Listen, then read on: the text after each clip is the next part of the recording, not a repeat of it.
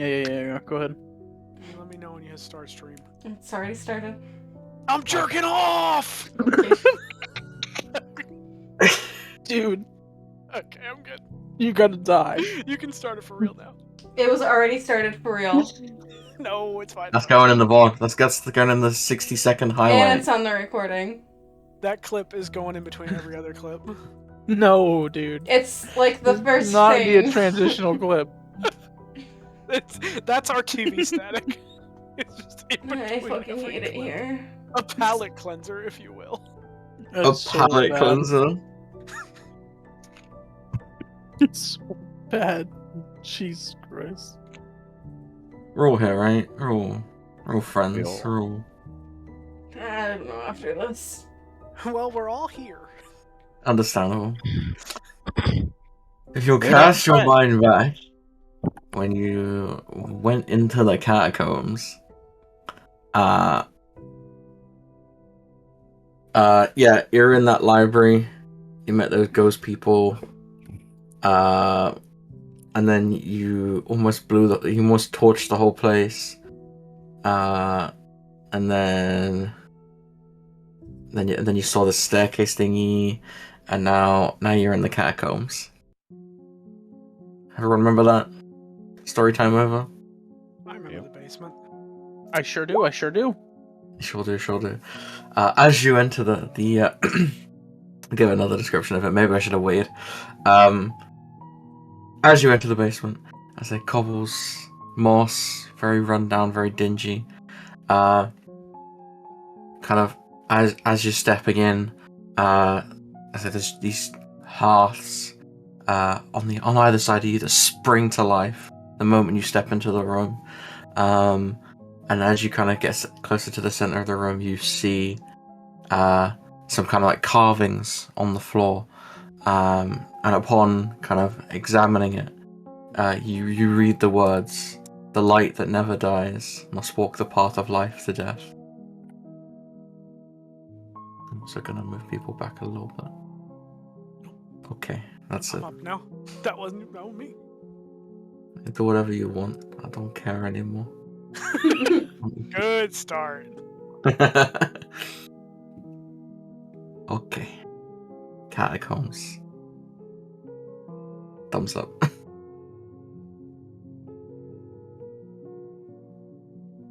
Whoa, who said that this was a catacombs? Life to death. Me. I just said that like 10 minutes ago. If that. Nah. You guys seeing this shit?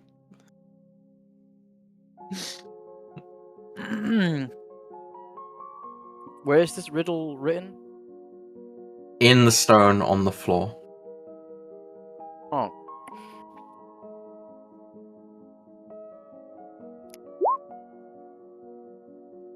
Do I see this this casket in front of us here? Yeah. So as you're kind of stepping in, you see. Sorry, I should have. My bad.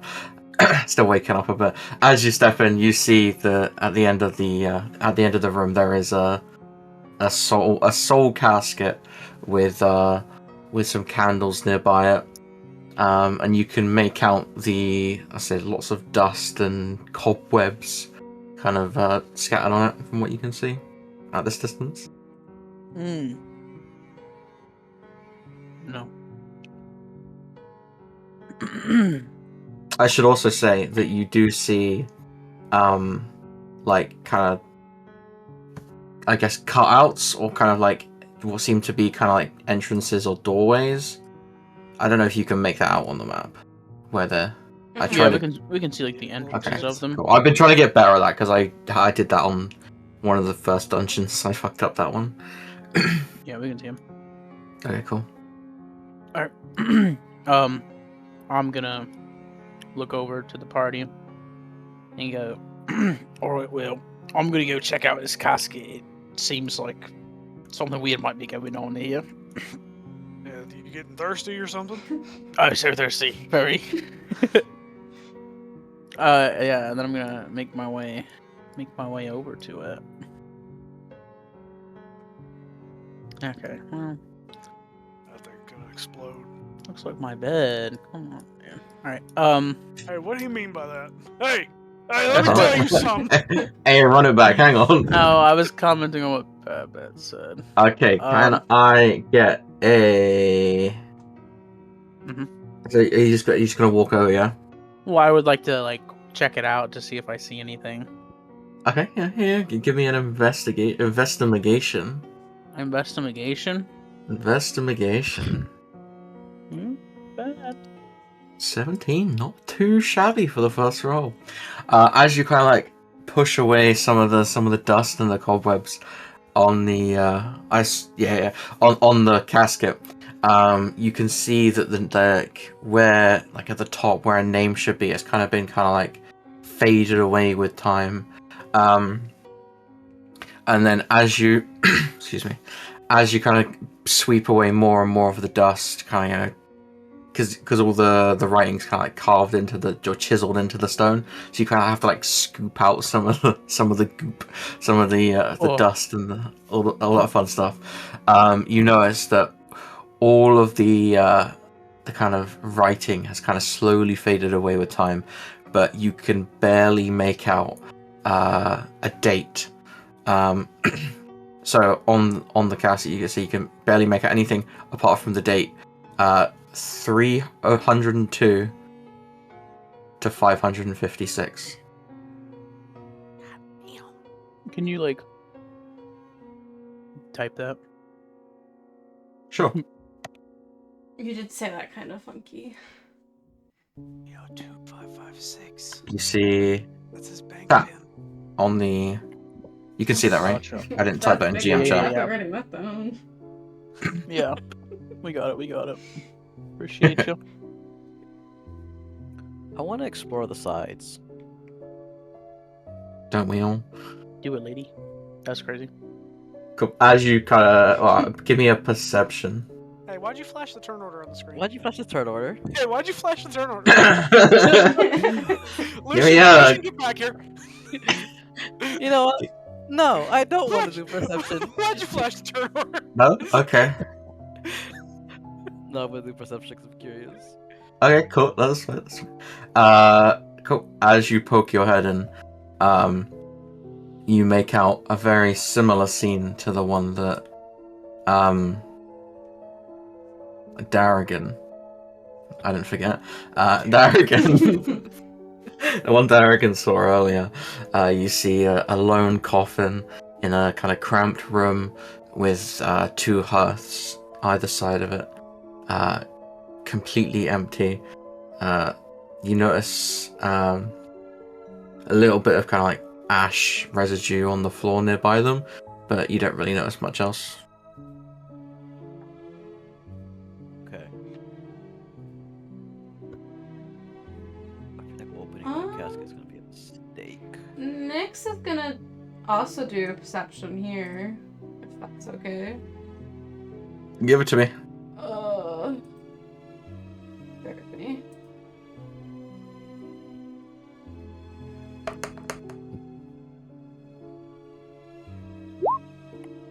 Oh. Okay. Jesus Christ. Okay, so it's a very similar setup of the lone casket, slightly askew. So you notice it's slightly obviously open and such. Lots of cobwebs, lots of dust. Same thing in terms of the empty hearths, whatever.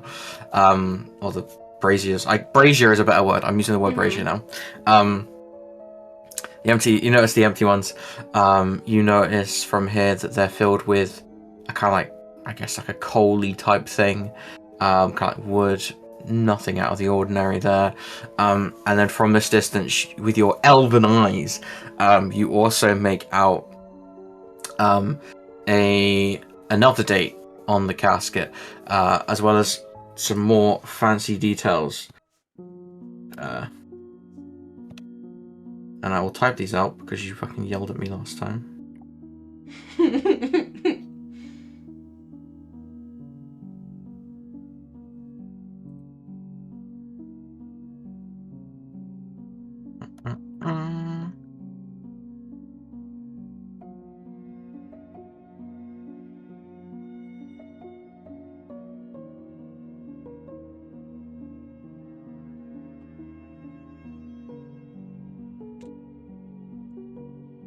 Wait, I think I spelled that wrong. There you go. That should... whatever. The layout's a bit weird, but there you go. I get it, yeah. We get the idea.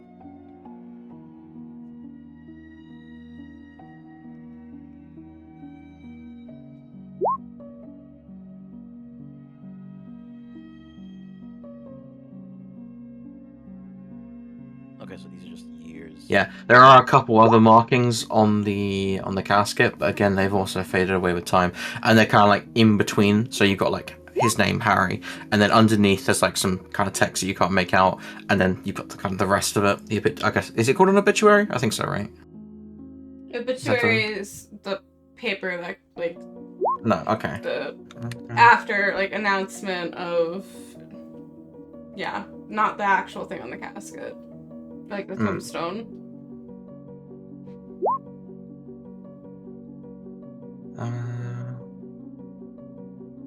Epitaph? Epitaph, apparently. Yeah. Epitaph? Epitaph. Okay. Well, there you go. We now know there's a fancy word for it. Did I see something on my casket cam?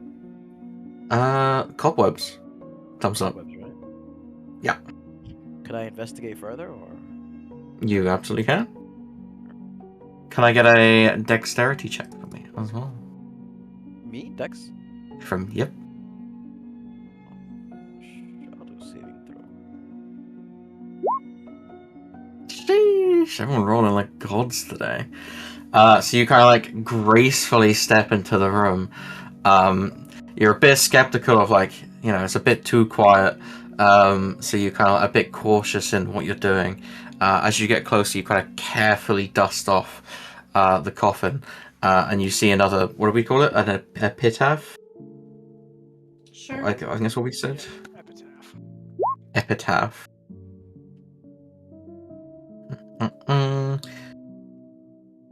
Maybe I should start writing these blanks down.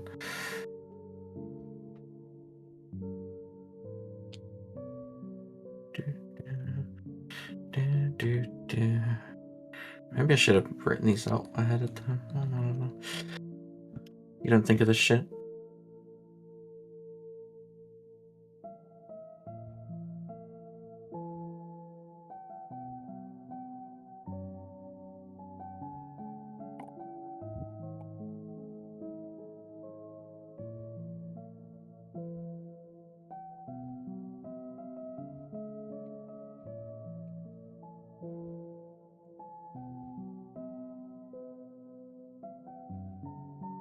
So your casket seems a tiny bit kind of like something's been there before, because it's kind of a bit dusted off.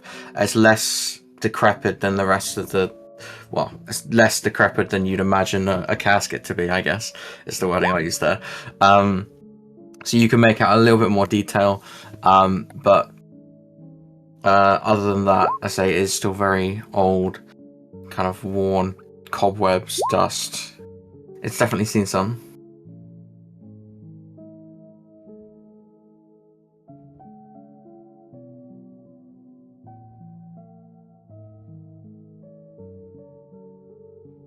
I just want to point out the casket that Darrigan's looking at.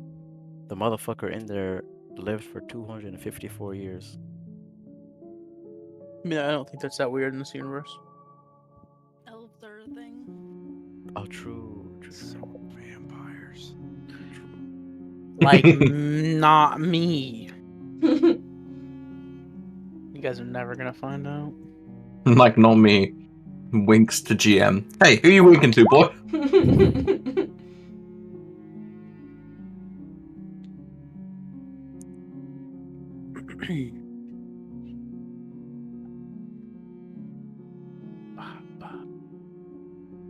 gonna drink out of that thing, or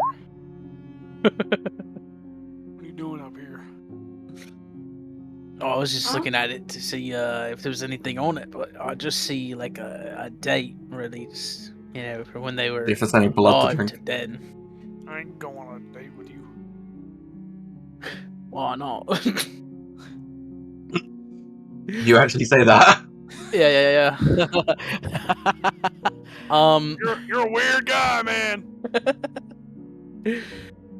Can I like try and open it? Oh God. Give me strength. A strength Like check or Steve check? Harvey, give me strength. Points to board. Naked grandma. You Whoa, 3 1s. go to push, but you kind of like boots kind of like slip on the cobbles a little bit, and you kind of like Gotcha. you end up slipping and then kind of like headbutt the coffin, getting a bit dizzy. It's my bad. I hope nobody saw that. No, he did roll a 2. He just has a -1 modifier. Yeah. Do my eyes work tonight? You got Let's blood find in out. A little. Of course, Hannah saw that.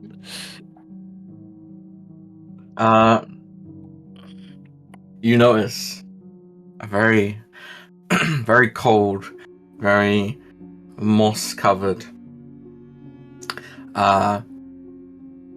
Again, still dusty, still cobwebby. Kind of closed off room, a singular coffin. The two. What did I say? Brazier? Yeah, 2 braziers either side of this coffin. So a small amount of soot kind of like lining the floor around them. And you can barely make out on the top of the coffin, the coffin. There's like some kind of writing. Well, Can I get a dex save, please, sir? you can try. Okay. So as you step into the room, you kind of like seen the obviously Darrigan have a look at the coffin.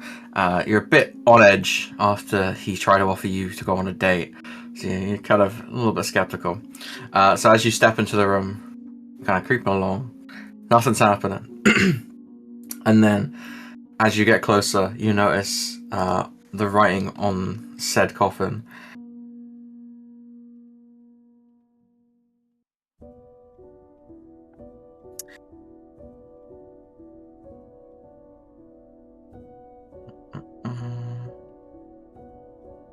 You can barely make out.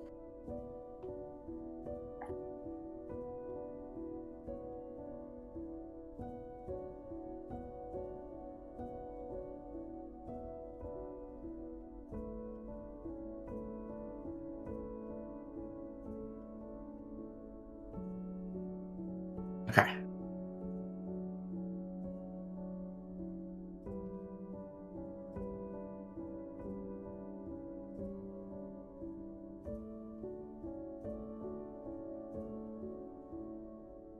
So you notice on the coffin, that writing, you can't make out whether the first number what's even a number. Is it a 2? Is it a 3?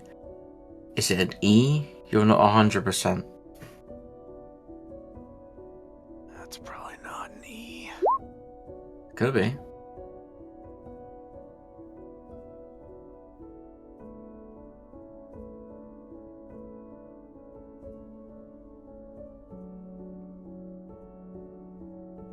Is this a Seraphina statement or is this a Bob statement? Oh, right, you actually... I see Bobette's picture, but I can read the word Seraphina. I choose selectively not to. Yeah. Run. Yeah.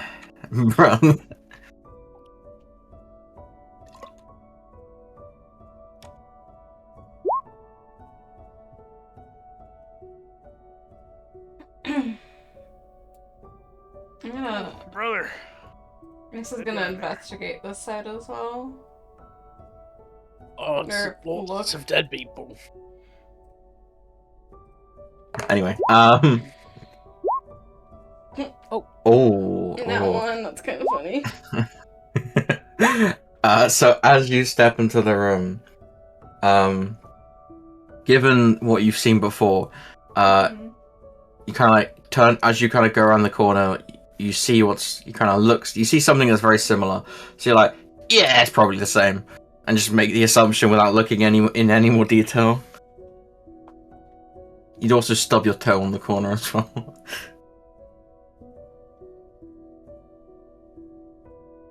bit silly. You do also notice though, Mhm. like as you're kind of like from the corner of your eye, as you're kind of reaching down to like kind of comfort your stubbed toe, you notice this kind of like shadowy figure, kind of standing next to this coffin. I say it just seems to be kind of like blankly staring at you. It doesn't say it just kind of like it's not that tall, not high, not it's like up to your waist. Is it a Kinda child? A small figure, completely black, encased in shadow, just standing next to the coffin, staring at you. Guys, there's something in here. Do you yell that? Mm-hmm. Like a bunch And of dead as you people. as you yell that, this shadowy figure disappears from the corner of your eye. Okay. What the hell? Schizophrenia. You were Oh my talking about god, it was real. Well, I thought I saw something. Maybe it's the lighting. Dark as hell in here. It is. You are correct in that fact. It is Pretty very sure elves dark. can see in the dark. The only thing Whatever. that's carrying you guys is a little bit of dark vision and the slight ambient light from the braziers at the doorway. Have dark vision over humid. You said it was a waste Yeah, time? buddy. I guess. Sure you are. Yes. Okay. So I can only write so fast. You Mhm, be that's fine. sure you are.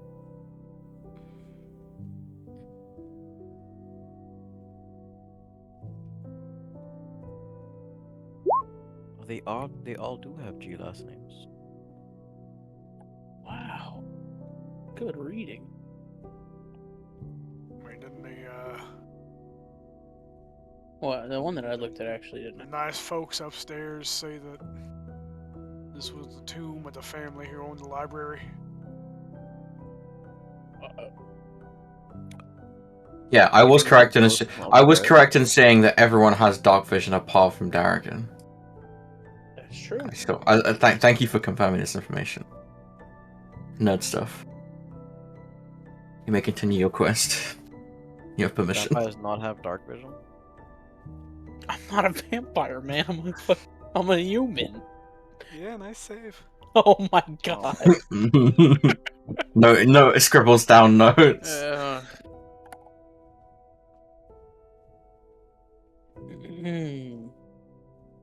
Walks into a dark room. Oh my god, guys, I can't see. Yeah, likely story, buddy. Can I investigate this He room walks up to further? the tomb and reads it. You absolutely can.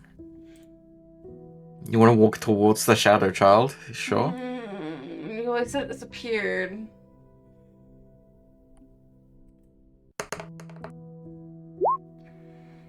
Cool. And also give me a dex save if you're going to step into the room.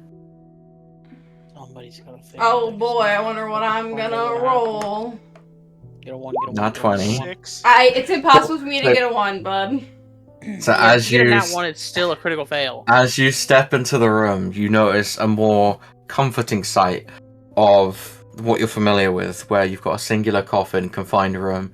The braziers again seem to be kind of previously, I said, there's soot all over the floor.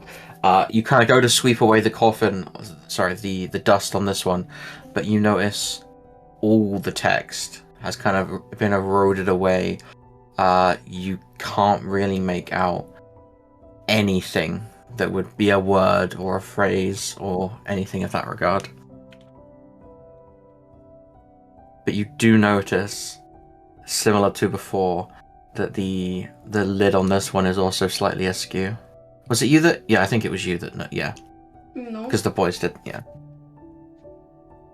That was not something. If you did tell me that, I did not write that down.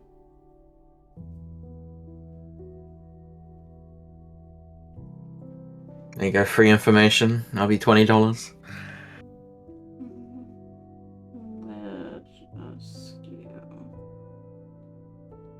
You did say that the one that was.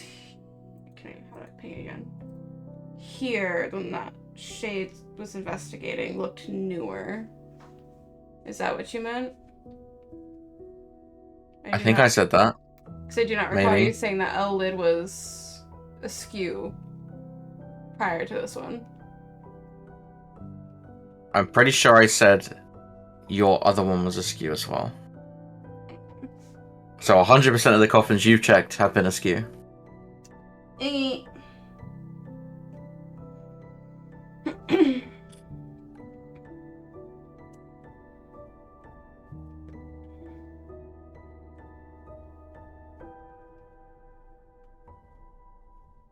Does anyone have any idea how to solve this riddle? Bless you. That would have been really funny. I have. Response. There's a riddle. Engraved on the stones on the ground, yeah. Oh well. He's like standing on the letter. He's like standing on it. He's like light that never dies.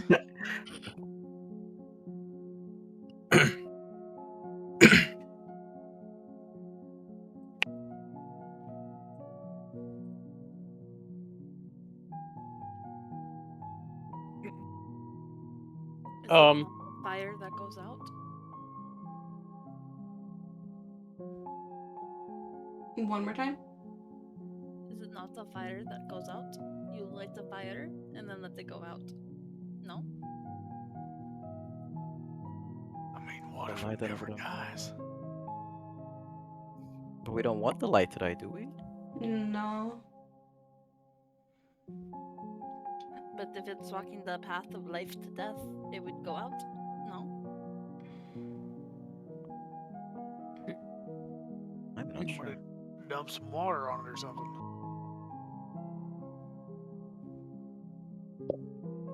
Or blood. Ooh. Alright, Mr. Vampire. Ooh. I'm just trying anything, man. Like, There's no vampire in this room with us. yeah, sure, buddy. She's Um, gonna light this on fire. Why did you walk near to Darrigan when you said that? She's lighting him on fire. She's gonna light the brazier on fire. Which one? The one that's in front of her. That Oh, one. sorry. Those are pillars. The braziers are. These. Oh. That's my bad. Yeah. Oh. So when I say brazier, I mean like those. These are just stone pillars that are chilling. Okay, then she's gonna walk across the floor and then light this one on fire. Is that like a roll on produce flame? No, you just produce a flame, right? Okay, so as this kind of flame like flickering in your hand,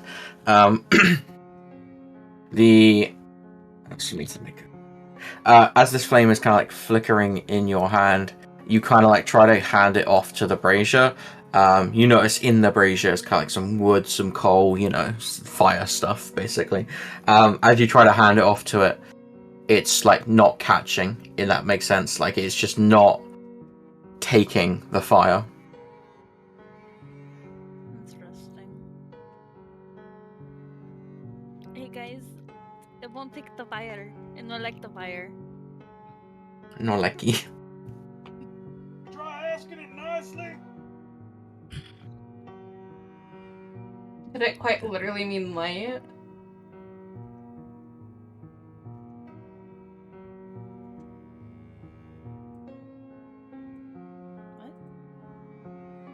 What? Like a light. Not like from fire, but like a light. Where are you Yes, going? use up your Not moonbeam fire. spell slot. No. I don't think any of us have Aim it to Darrigan, yes. a light What ability. the heck? I don't die. You don't die, I don't What? want to die. Mm. man. Yeah, He you wanna missed find the out if I die, moonbeam. He buddy? doesn't even. So as you like, you're kind of like seeing and Andrea, right, light this flame in her hand. You kind of get taken aback a bit there, Darrigan, and you're like, oh, I don't want to die. Jeremy hears, I don't die. This is fully in character. This is actually how this is. No takebacks. You don't fucking what? That's insane, bro. Everyone else hears Darrigan fine. It's just Jeremy that's got selective hearing. I was like, alright.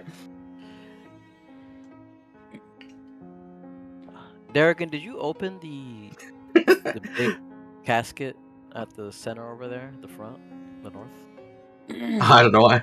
Sorry. I tried, but I had a bit of an accident. I have a question, but I I thought don't you know were how gonna- this works. I thought you were gonna hit him with a, no, I haven't tried yet. No, I haven't touched that. No, not at all. No. No, I looked at it. Pretty. I'll try opening it if no one else has any other ideas. Mm-hmm. Well, Club? I do have an action ability where I can expend a ranger spell slot to sense whether there's anything nearby within a mile. But I don't know What's how a that ranger works. spell slot? My spell slot, I think. It's like it's class specific. Guys, I think Nyx is going crazy. She's talking about spell slots and stuff. What is that? Yeah. I'm making a bad joke. Go Uh-huh. for it. But I don't We're all know how that we're all works. pixelated tokens on a battle map. I'm waiting to break the fourth wall joke. We just need some Can you 20s, not see man. the grid on the floor? There's a grid on the floor. What? This guy has a character sheet. What There's the- lines on the floor. There's gonna be AoEs. Yeah. There are lines on the floor. Guys, Do I I can just access the roll developer that? toolkit. I can Kamehameha. I don't know how this works, Cam. What is it? Primeval awareness is as an action you can expend one ranger spell slot 1 minute per level of spell slot to sense whether you have any aberrations, celestials, dragons, elementals, fae, fiends, or undead are present within 1 mile of you.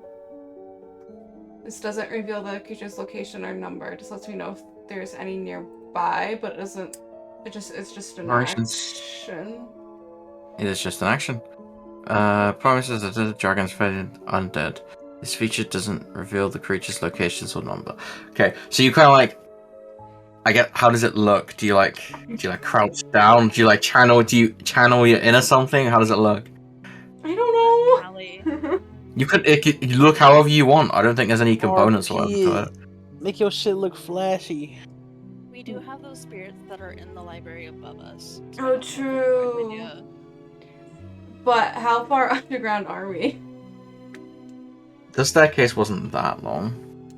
So definitely, like, still within a mile. For sure. Never mind.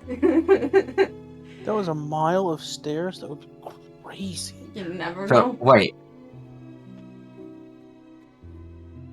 You'd be able to sense what creatures are around from the writing of that.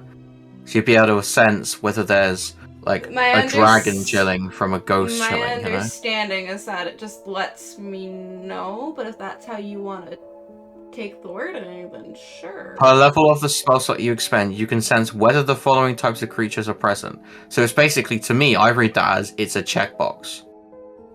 Like, you I read sense it as that's a celestials, general dragons, category, fiends, and but undead, right? I'm sure.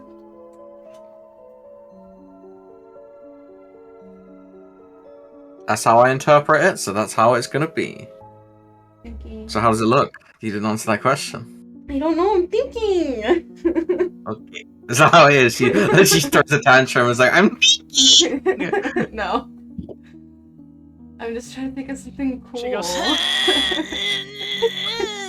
Kamehameha. She looks up to God, I starts think it's just like, gonna be a matter of just like it's really boring shit, just like inspecting and like touching the cobwebs and the dirt and whatnot. Okay, that's fine.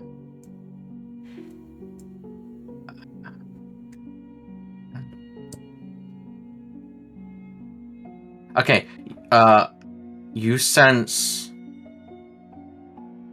apparitions, which is, I guess, ghosts, right? Mm-hmm. Yeah. So you sense apparitions. Anything else? Nope. No fancy dragons. Boogie just kind of continues to scout the room, looking for anything. Well, Shade, you Okay. said you wanted to try and open Me- one, right? Yeah. Give me an I'll open investigation. The main one in the middle. Okay. I say, where are we investigating? The whole lot, or Yeah, just general. you notice nothing different from what the rest of the party has already told you, Mm-hmm. because you've been making notes anyway. Yeah, give me strength if you wanna. Oh, sheesh. Yeah, the fucking tournament's already over, you know. So you push with much more success than Darrigan the coffin lid off of the well, I guess Didn't the have to say base, that. like is the wording. didn't throw that dig in there.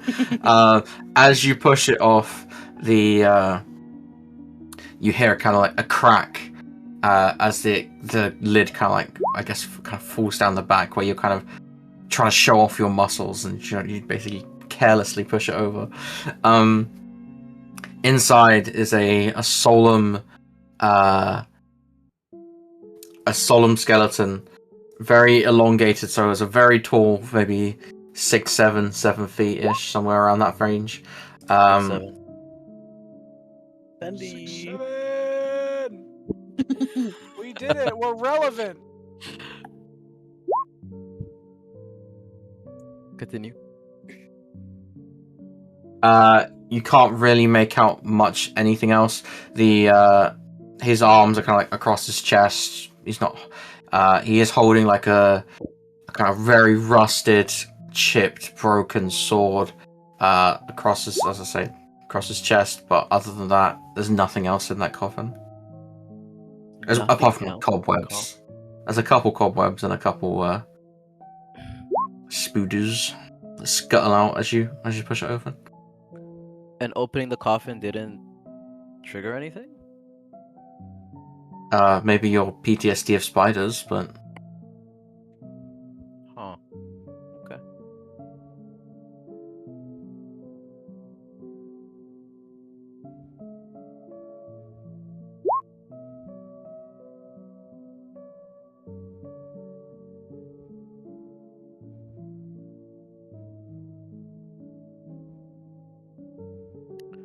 Well, that wasn't helpful at all.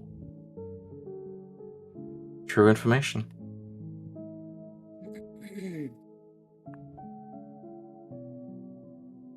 So, wait. So did he see? What did he see in the coffin? So A tall very skeleton long with skeleton. with a really shitty sword. Actually, I'll let you describe. You can Chinese whispers this. I saw a very long skeleton with its arms crossed, holding a very rusted, chipped sword, and nothing else.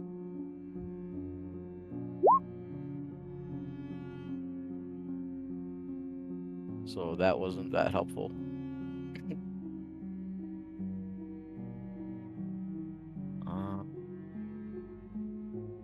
Surely this riddle does require us to open all the coffins.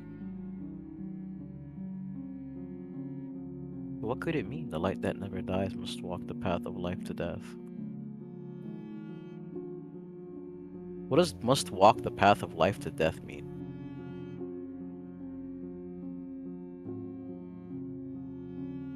I think it's this fledgling adventurer's first riddle, gang. It is, but I don't see you guys solving it either right now. I'm gonna make my way back up to the coffin now that he's opened it. I mean, you loosen it up. It's true. There's no blood in there if you're looking for some. Here we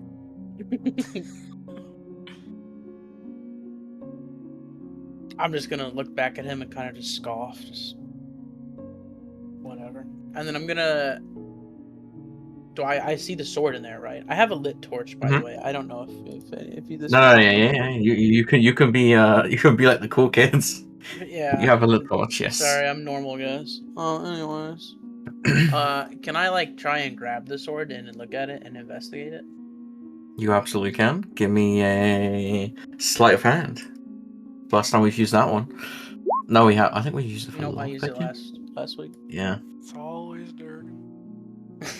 Ignore me. I'm lying. Yeah, cool. You go to grab the sword.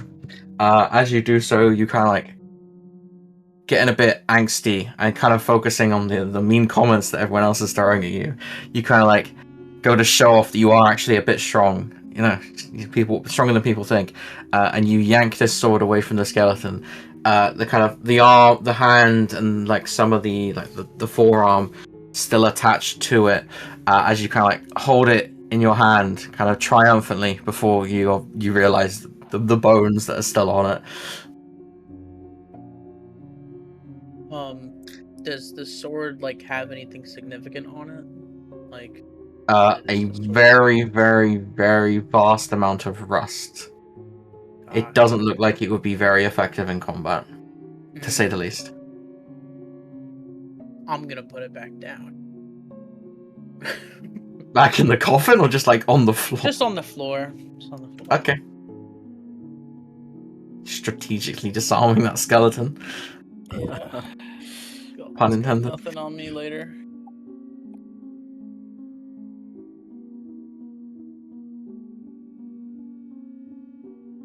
Can I get a dexterity check, actually? From you? For when you're placing it on the ground, or are you just going to throw it on the ground? No, you're not going to care? No, I'll place it. Okay. Yeah, what are you gonna do about that? Cool. Yeah, so you gracefully place it on the ground. You feel a little bit bad that you just destroyed the skeleton's arms, and you're like, oh, my bad, bro. And then you kind of gracefully drop it on the ground.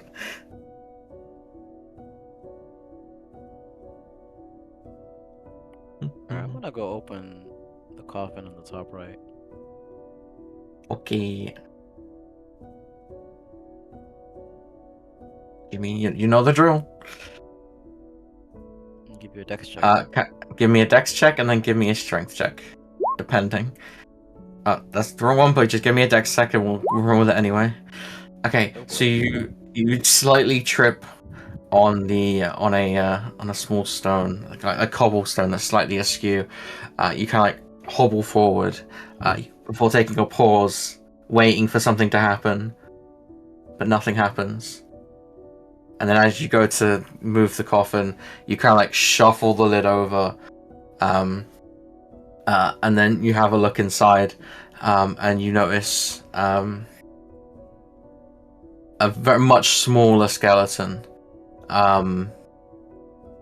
maybe around 5 and a bit feet ish, holding what seat was she? So the hands across the chest, but nothing, no sword, nothing like that. Okay. I'm gonna close the lid. Okay, give me another strength check.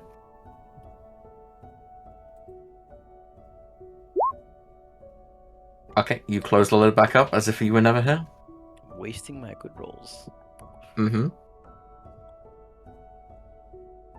Bro just opened the coffin, looked at it, and was like, "Nah, My bad. nah, I'm good."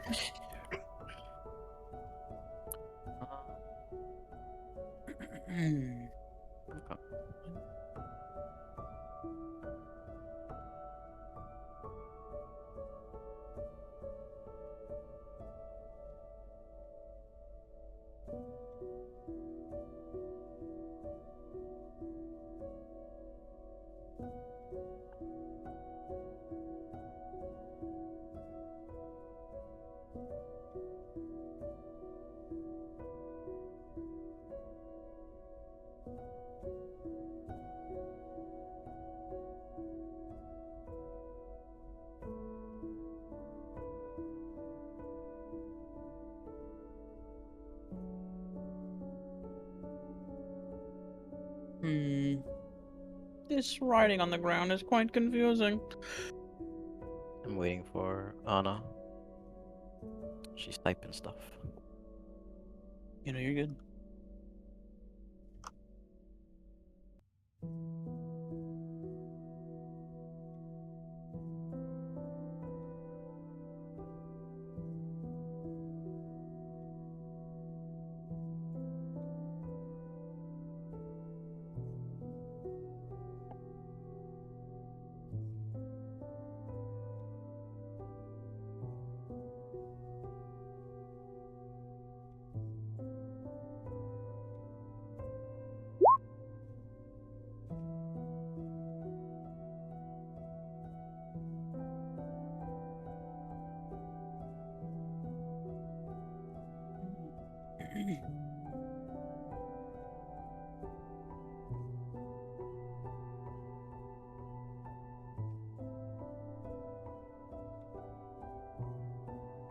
I ain't found nothing. I want to try to like how big are these? Am I able to pick these up? These the fire? They're about. If I'd said the word, if I said like a fire pit, right? Like Yeah. they're pretty big. Like they're pretty big. They're pretty heavy. They seem to be kind of like not bolted, but they keep. You do have a bit of a shuffle with it, and you try and like lift it, but it seems a bit too heavy, and you kind of like burn your hand a little tiny bit, as you kind of like go to grab it because it's like all metal. But the heat is very intense on your skin. Is there anything like sticking out of them, like a piece of wood or anything like that?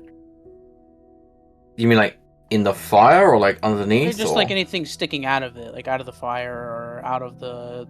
That you could grab, right? Yeah, like anything that I could grab, like sticking out of it that's not obviously on fire and extremely hot already. No, I am holding a torch, but these were already lit when we came down here. So, like, my idea is maybe we need to use these to light the other ones. Like that could be light that never dies. Right, yes. Because these have been lit, and we don't know the last time people were down here. It's been so long. If Nyx came... well, I was gonna...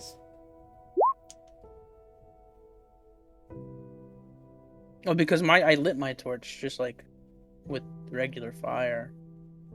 I just want to see if there's something sticking out of it that I can move that wood to another fire.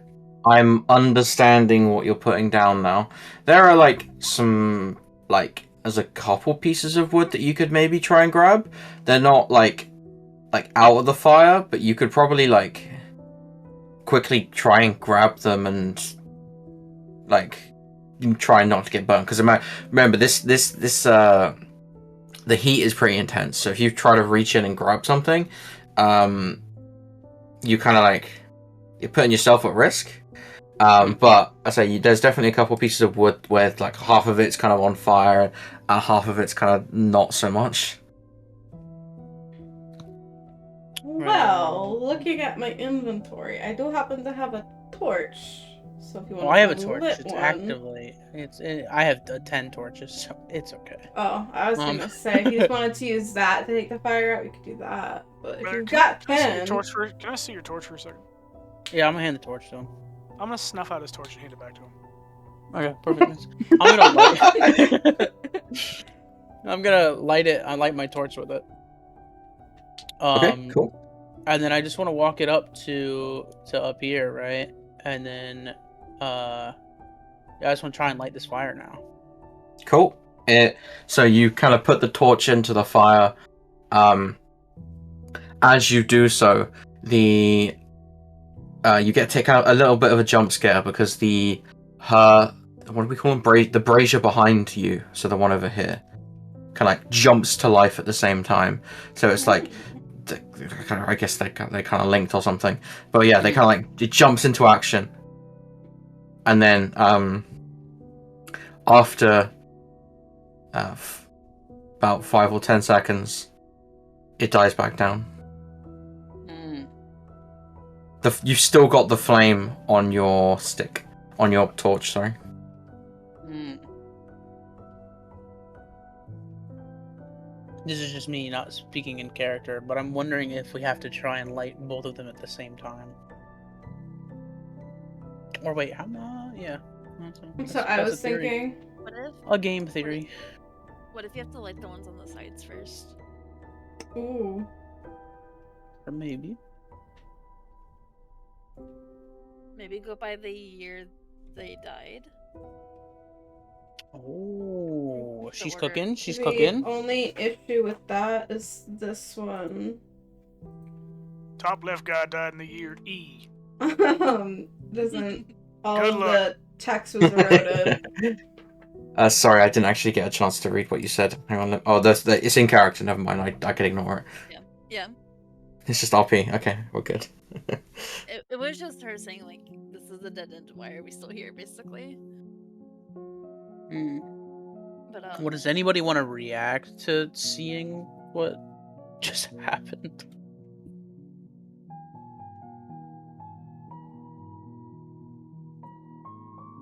I'd say that everyone's in a small enough area because it's just like basically like a big room where unless you're like hiding behind a pillar or like in a room or something, you can kind of see what's going on. Especially where like not a lot's going on at the moment, you're kind of like drawn to the action, if you will. So you don't need to make perceptions or anything like that.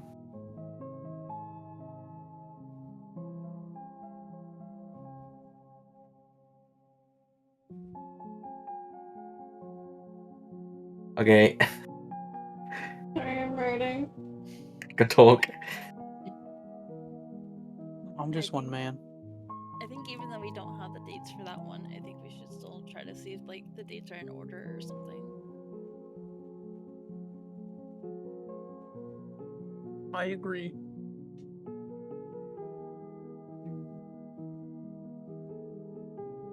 I also realized I apologize for like calling everyone out, like but for not talking because you're probably like cooking like mentally.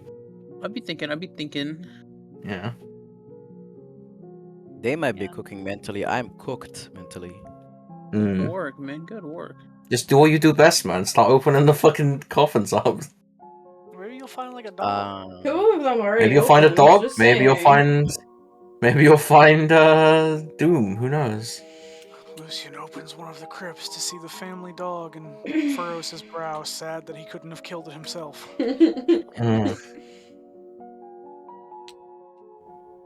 If only I had Firewall.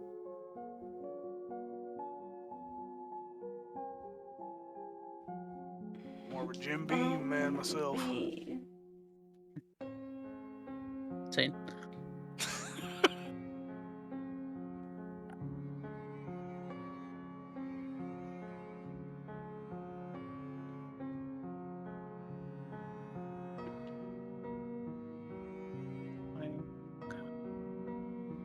So, does anybody have all them written down in a nice little I silly do. format? That's the goat. That's the goat. You're both the goat. Okay. Yeah. So the 295 one. Which one was that? That's the order that Cam wrote them down.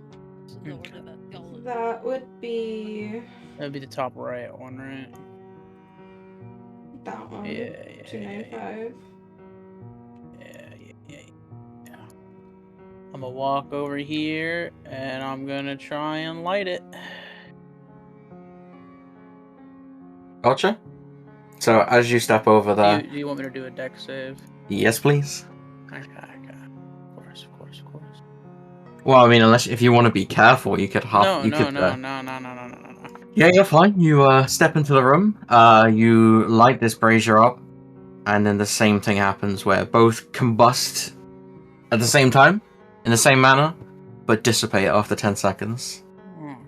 Good work. They both go out, right? It's not like one side, like the opposite Yes. side goes Yeah. out. Both go at the same time. Same time. Well, here's another theory, right? There is 6 of us. And there's 5 of these. What if we need to do all of them at the same time? I was thinking either that or as you walk up.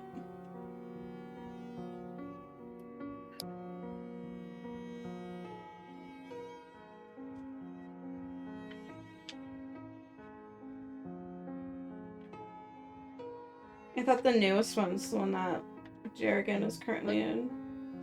Look at the dates that they died though. Sorry, I'm thinking of when Cam said it looks newer at that one. Yeah, but the date is. Yeah, no, I get that. Okay.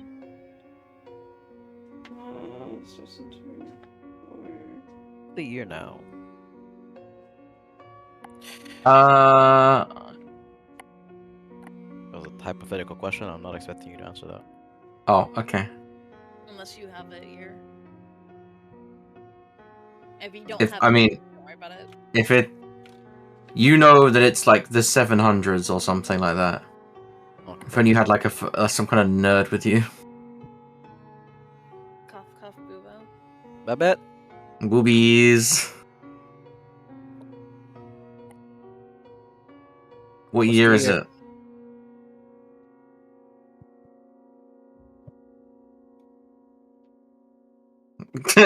Easy. Fair enough. Game. No, We did in it. game, in game, Oh. in game, Oh! in game, Bobette. What fucking year is She it? did that shit. She's right Fair though. She's enough. not wrong. She is right. Wait, you're answering as Serafina. You need to be answering as Bob. Exactly. Serafina might not know, but Bob definitely would know.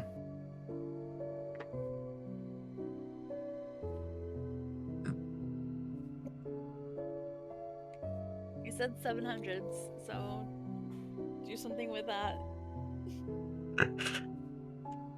I was hoping that you would read Discord and then you would like say, it is this shit, and everyone would be like, oh my god, this is a lore tidbit that Bobette knows. Holy shit.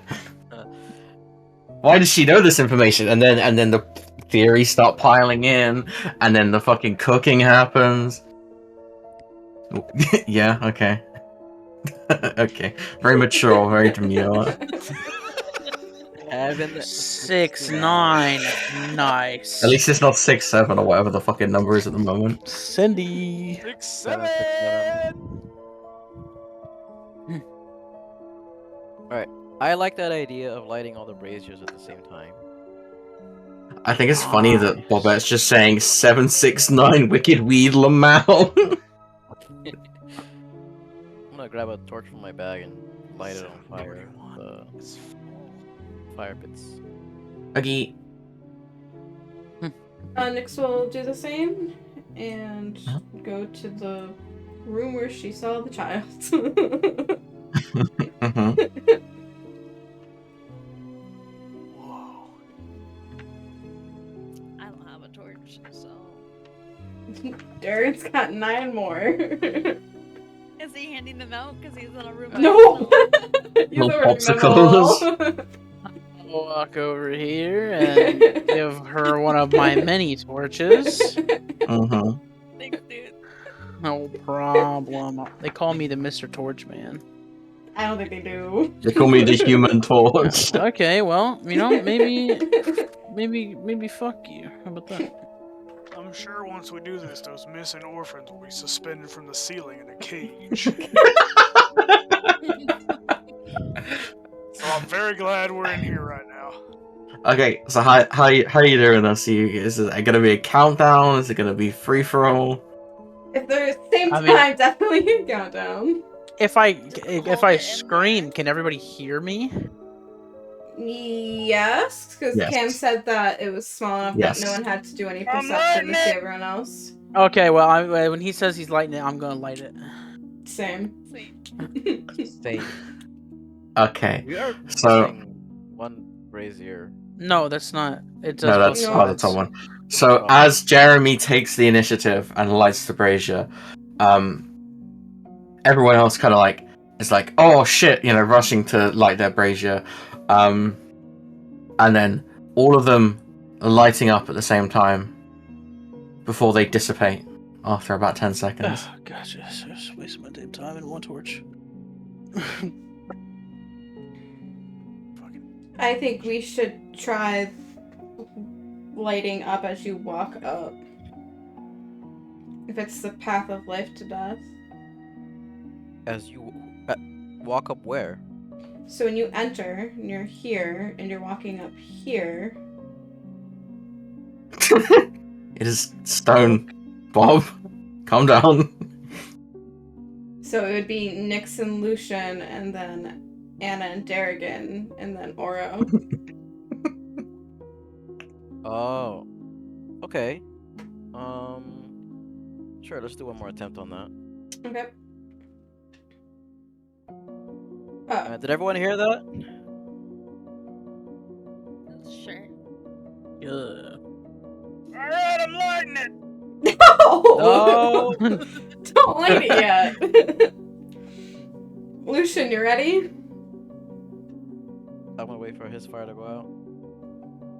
Didn't work! Alright. Patience, Oro. On the count of... I'm lighting it! Oh my No dice! Patience, Oro. Okay, if you say so!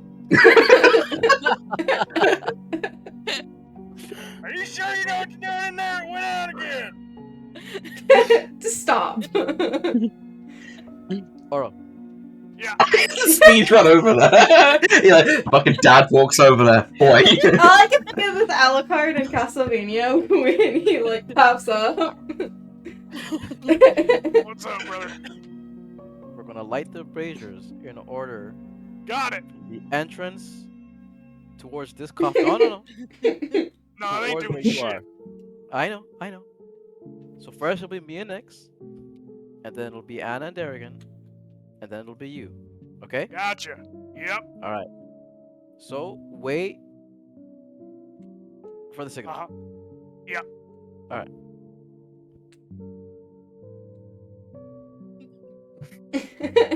Just babysit. Okay, never mind. Alright, Nyx, you ready? Ready. Alright. 3, 2, 1. And And then we light them Light up. Was that the Yeah. signal? no. No!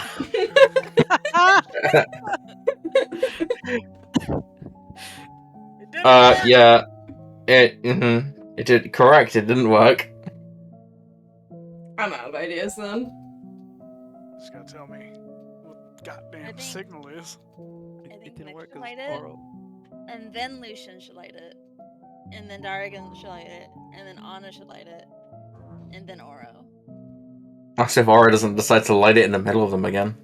And no one's telling me the signal, they're just yelling. Exactly. We can call out names for you, Oro. Doing my best. That'd be great. Yeah, well, that could be the organizer. There you go. You can have a role. Whoa, regional manager. Exactly. Whoa. She's already the mom of the group, right? Or the grandma. Alright, Anna, you said Yeah. Nyx first? Cam. Yeah. Okay, Nyx, go Alright. ahead. Lighting it now. Nyx will light it and then go, okay, Lucian. Alright. Okay, cool. I just, yeah, I'll let it. Anna? Okay. Light it. Oro. Oro! What? Light it. Light it! Alright! What the Okay, fuck? so as yeah, you notice as the words as you go to light yours, Jade, as you go to light yours, you can kind of like see across the hallway slightly that the light has kind of gone a bit dim. So like as you've done yours, you think you catch a glimpse of Darrigan's going out, if that makes sense.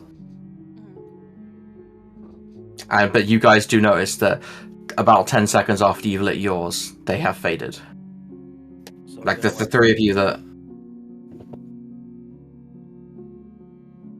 3. The three of you that lit... So Nyx lit her torch, then Lucian lit her torch, and then Darrigan lit his torch. And then what should have been Anna Andrea lighting her torch, she's kind of a bit hesitant because she sees the fire dies out behind her, kind of thing. But yeah, your ones have gone out in a timely manner, so they haven't kind of stayed lit as long as you'd expect them to. failed. You would assume a sponge. Alright, guys, I have a tournament to get to. Don't you want to find your orphans? Aren't those like your little brothers? No. Alright. We were doing this because you were the ones at the task to get them, no? The whole reason I'm in the damn crib. Getting tuberculosis. Tuberculosis from drinking bad water. Yeah, I found some water. Oh, what the fuck? Where? I drank it, brother. I was thirsty. Where'd you find the water from? I was in one of the coffins. Ew. Ew. Ways. Yeah, it's Get the it one with the yourself. gullible on the ceiling if you look up above it. That didn't feel genuine. Would you like to have a check as to whether it's just orphan bones here, Bubba?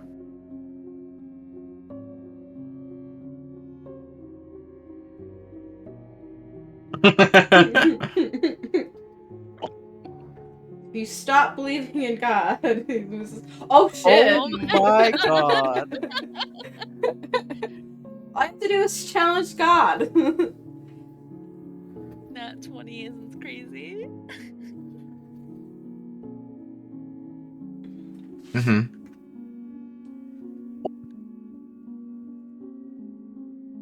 Okay, so I was gonna type it out, but I guess it does technically also help the rest of the group.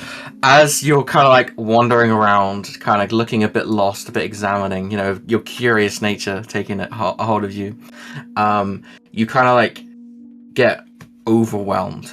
You kind of collapse to the floor in a kind of humbled heap, in a kind of a heap or a mess, if you will, as what I would describe as a magic migraine consumes you, where all of your senses are absolutely overloaded with arcane and with magic, discombobulated, absolutely kind of like lost. You kind of like you go to vomit, but you manage to catch yourself before it kind of settles down and you get slightly used Sure. Before it settles down and you start to you kind of adapt, you start to adapt and you start to get kind of a bit more settled into the environment. But you can't help but shake that everything in this place is screaming at you, calling to you, kind of like it's just all magic. It's all consuming, all defying logic. That's the best I got. So that's what Bobette's doing, is she's trying to not be discombobulated while everyone's running around like little children.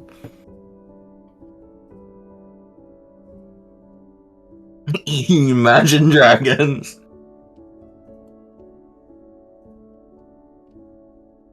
I think an What all honest took attempt place was in made. year E?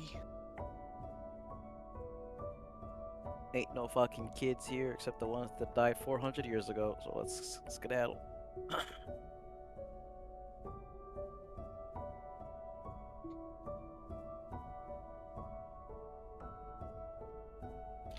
Does anyone have any spells that can dispel illusions? Rip. Nada, but I was also thinking maybe there's an illusion here.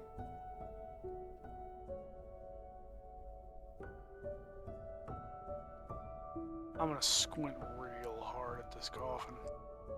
As soon as you see dying tree on his Can I get a walk perception up to roll?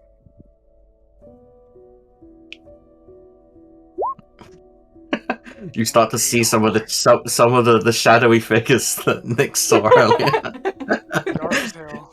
You notice a small child, and then like what seems to be some like hunched over, slightly taller figure that's kind of next to them. Can I investigate the coffin in front of me more? What do you want to do? What do you want to have a look at? I wanna push it open and look inside. So if you push it open, gonna want strength, aren't you? Strength me here. Well, I'm That's opening this not my coffin. strong suit. Cool. You push open the lid, and you see a kind of 5'11", 6-foot-ish. Appears to be some kind of. I mean, you can discern that it's some kind of like guy based on like the kind of pelvic skeletal structure. You notice there's a note he's holding in his hand that says.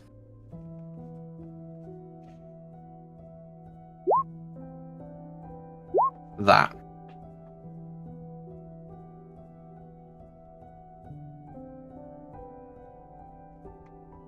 But that's all you see in there. You see this skeleton is seemingly kind of dressed in kind of like humble commoner attire, you know, like a ragged shirt, some boots, stuff like that.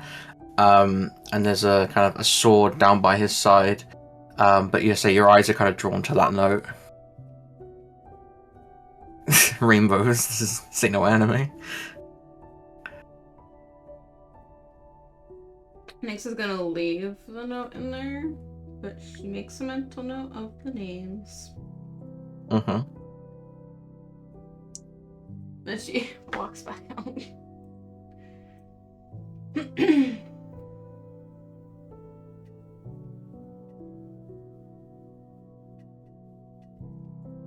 If I fail a strength roll to open a coffin, can I roll strength again? How does that work? You just basically like you kind of like try to heave it open, and then you kind of have to take a breather for a minute. Okay. Just roll again because I want to open this coffin. Cool. You get this coffin open, and you see, to your horror, the skeleton of seemingly a child.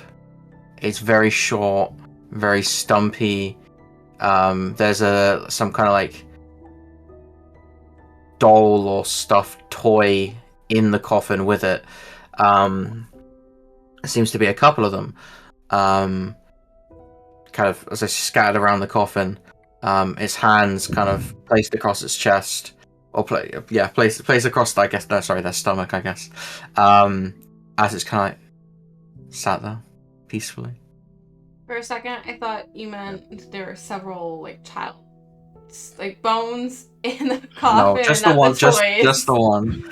I was like, This that's isn't- weird. This isn't one of the kids from the orphanage, right? It's like another child. No, it looks like it's been there for a little bit. Okay, so it's probably Frank. Well, a little bit. Quite a bit. I'm gonna just close it. Okay. I'm gonna fail to close it. As you go to close it, you kind of like get your fingers stuck in between the casket lid and then the rest of the casket, and it kind of like you hear a loud crack as you kind of like dislocate. You said you're left-handed, right? Right? I think you're left-handed. Either way, okay. You dislocate your left pinky Okay. as you kind of yelp out in pain. Okay. Not gonna scream or nothing. Yeah. Scream. Ouchie! And he goes, ow, my fingy. You have disadvantage with your weapon attacks on that hand.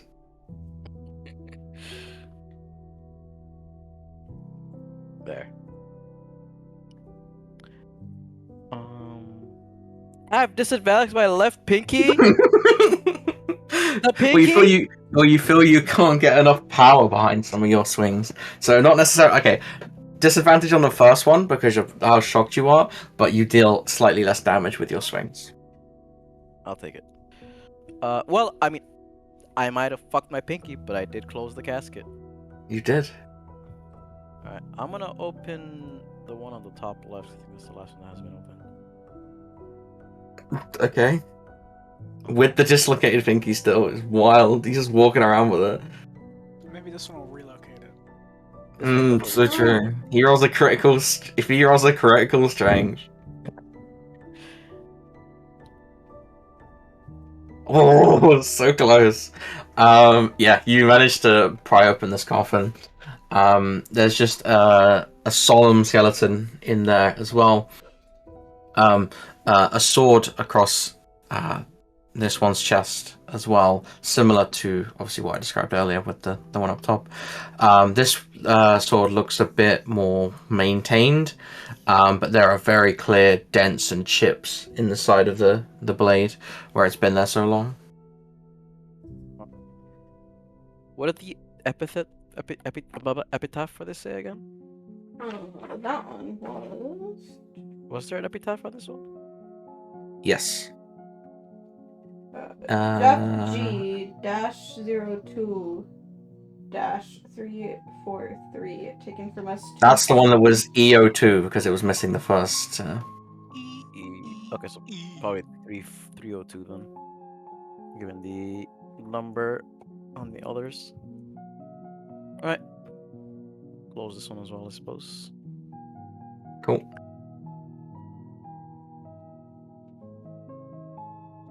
Yep, yeah, you close that one, no issues. Alright, I'm gonna meet up with Anna, and I'm just gonna kindly ask her if I can get some healing on my finger. She's gonna look at them. What did you do? I tried to close one of the caskets and snapped my little pinky by accident. She's gonna shake her hand, or shake her head, and just go, "So clumsy. You are all so clumsy." It happens. Do I need to roll, or is it just heal him? You can just heal me. I don't think you have to roll. I'm asking the DM. He's zoned out. Holy fuck. Cap? Jess, I your locked out. question. Sorry, I apologize. I was looking at something. Do I need to roll to heal him, or is he just healed? You roll for the heal number, right? Mhm. So you roll for how much it gets healed by, not by whether you hit, quote unquote. Yeah. The spell save, I think, is only for like if you want to heal like an undead, because I think that it does damage or some shit. But yeah. Oh, I guess no effect on. Yeah, but just roll for to heal. How much?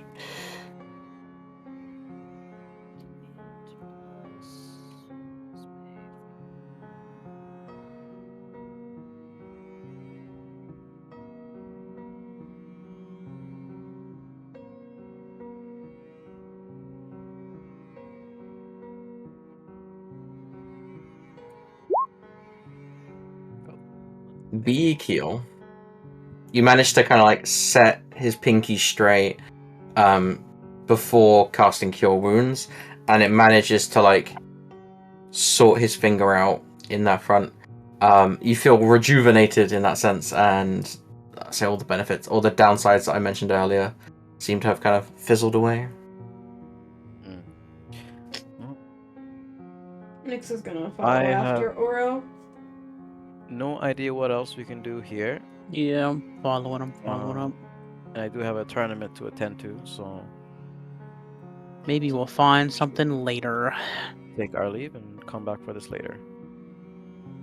Oh, because, oh my god, we're just sitting down here for like an hour. Shuffling the little feetsies, stepping in the vomit, you know. Losing my mind. I Straight. just got a torch in my hand, just on fire the whole time. Straight into Lucian's mouth, you know. Like, What the fuck? Disgusting. okay, we're back up. We're back up. We're gaming. Whoa, Oh, you're so up right now. I need to what move the heck? black hole. Whoa.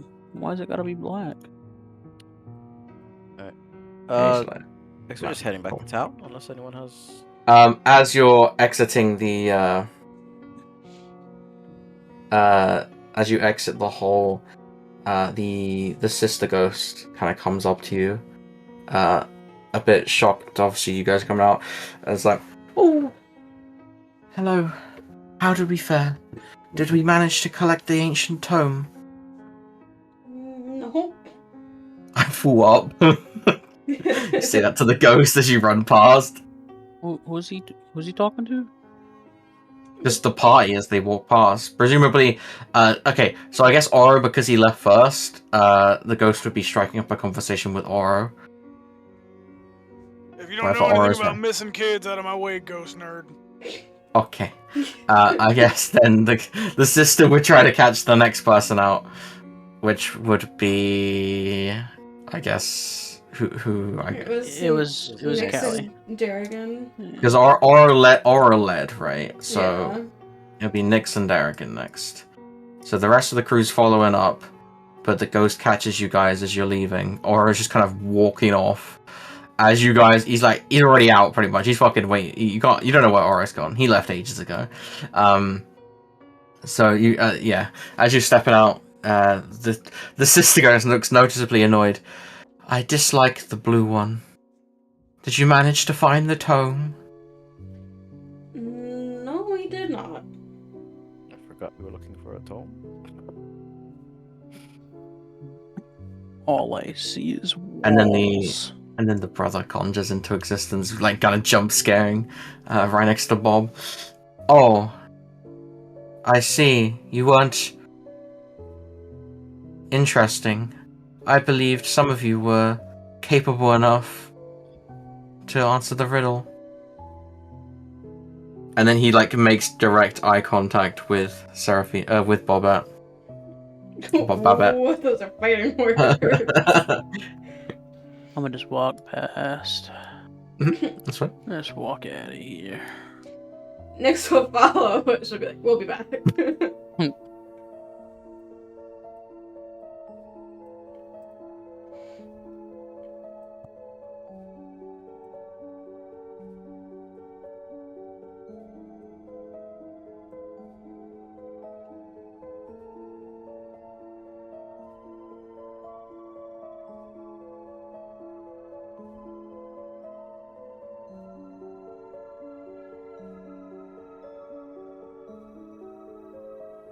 We are forbidden from leaving this place. This is our home. This is our sanctuary.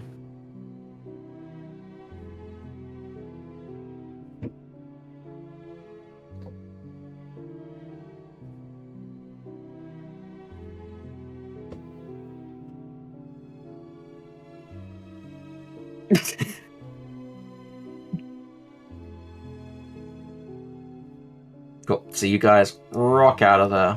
What is there? What is this? Why is there a? Oh, she's gone. Oh, okay. I thought I deleted fucking Anna. I was like, oh, jump scare. White Cool. woman jump scare. White woman jump scare. So as you're kind of rocking back to town, you can already hear the kind of overwhelming noise that's kind of coming from the center of town. Even the streets that were once kind of just maybe a bit of hustle and bustle, now it's completely packed with people. I say they're coming, they're going. Everyone's kind of excitedly making their way towards the kind of the arena. Some of the kids are kind of out frantically searching, kind of looking around the houses and things like that, trying to explore the city, looking a bit lost, a bit concerned, a bit confused. As you guys kind of I say rock back into more civilized territory, as opposed to the lone desolate pathway to the library. Excuse me.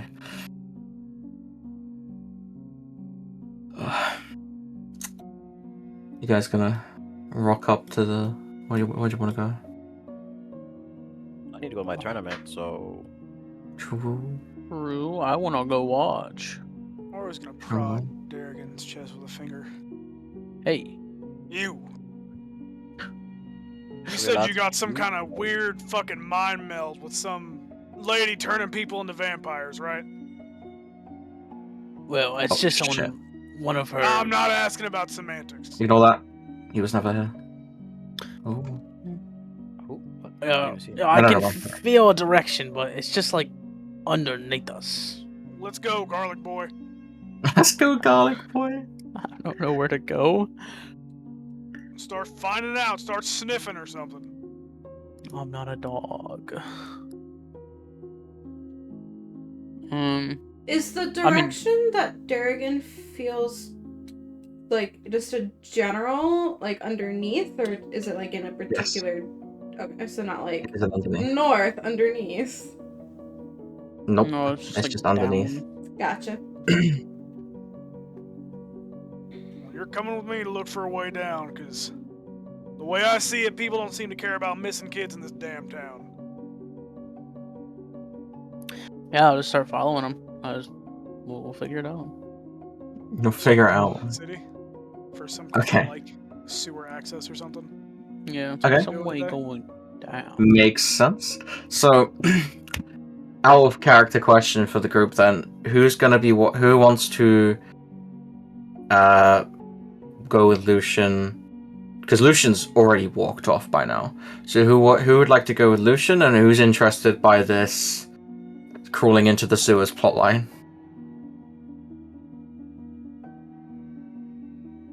I'm fine with either option. I'm not. I mean, I'm not asking Callie. I'm saying what would Nyx do? Would Nyx be more interested in supporting a friend, or would Nyx be more interested in saving the kids? Slash going in. Slash what was it? What was the other thing? When you were what we doing with Vampire Boy? We're This finding little out what's fucking down, lady right? might have the Yeah, kids. we're just trying to find like any possible way down into the ground under us God. in existence. I was just thinking that Nyx would probably be better suited to help find, but there's already like half the party's going to do that. Do whatever you want. I'm not. If Lucian's gonna be alone at the tournament, Lucian's alone at the tournament. That's fine. It's completely. If, for example, it makes sense for Nyx to go with the boys, then it makes sense for Nyx to go with the boys. Don't force your character to go with Lucian just RP because. your character, No? like to act like you are your character. What would you do? Well, if what you I were was your trying to character? say before Cam said, I don't care what Sorry. you want, was I have backup plans regardless. So I can fit Nyx into either or.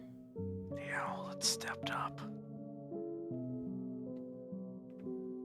Yeah. Kiss the cook. I'm not. Gam Uh-huh. gam.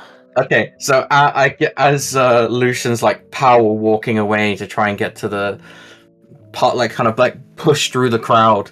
Are you just gonna run after him, or are you gonna like call out? Okay, cool. Oh yeah, fine. So like I was gonna say is you kind of grab. I guess you gotta grab his attention before he leaves, or are you gonna like run after him, fly over the crowd? Fancy a win, of course.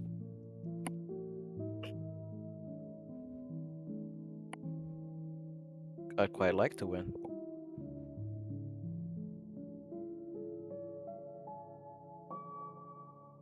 I have a good feeling about my match.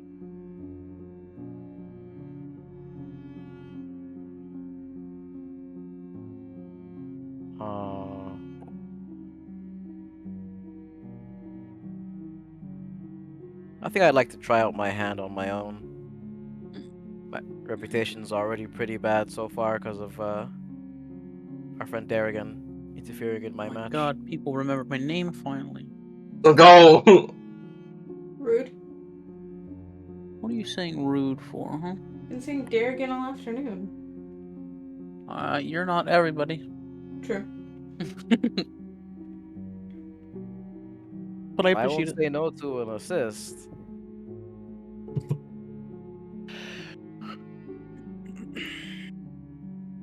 I'm gonna go to the bathroom. If you guys move or anything, please move me.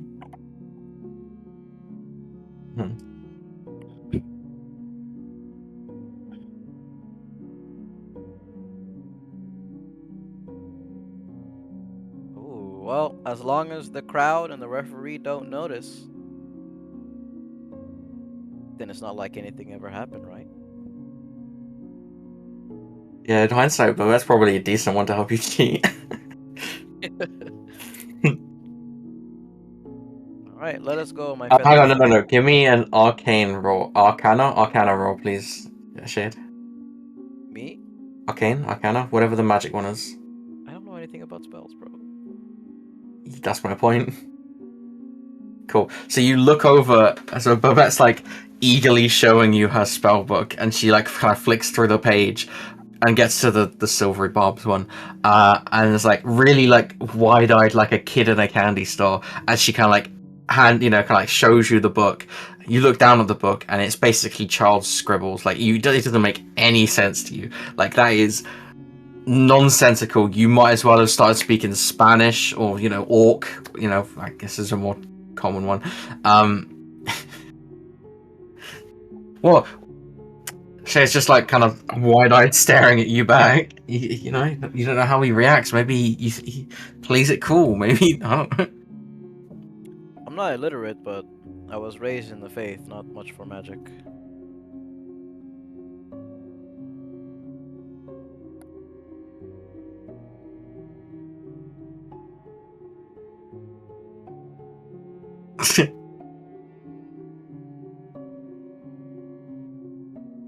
I'll remind you, you're stood next to the church, Bobbit. Can beaks move like that? Probably not. And if you're old, they get soft. It's like a scrunched up, soft beak.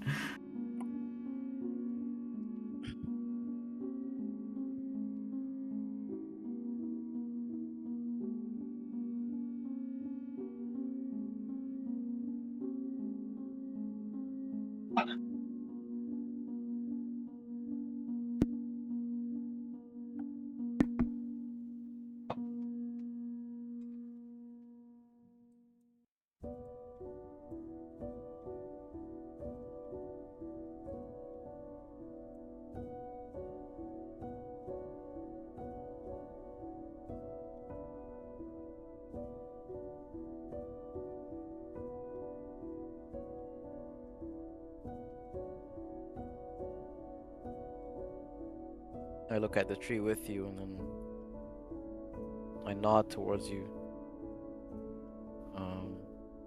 And I say, I'll keep that in mind.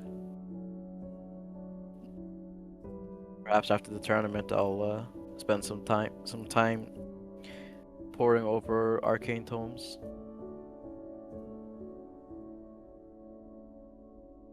Holy shit, training arc. We're gonna get 5 levels in Barbarian, 7 levels in Wizard. Let's go. The ultimate multi-class. I mean, if you want a multi-class, you need a mentor. That's not a bad mentor. True. Okay, so where are the elven ladies going? I'm just gonna go with the Oro. Okay, and then Nyx. Nyx will go with Oro and Darrigan. Yeah. So out of game then, would we prefer to? I'm back. I'm just thinking, Welcome back. because what time we finish? Like hour and a bit, right? Yeah, hour and a half. I don't know about everyone else's schedules. What I'm thinking, how late can you stay up, Jade / Callie? An hour. An hour, yeah, an hour or so. Because what I'm thinking is it'll be 2 separate like things, right? But if, go on. I still have a really bad migraine, so I would like. Makes sense.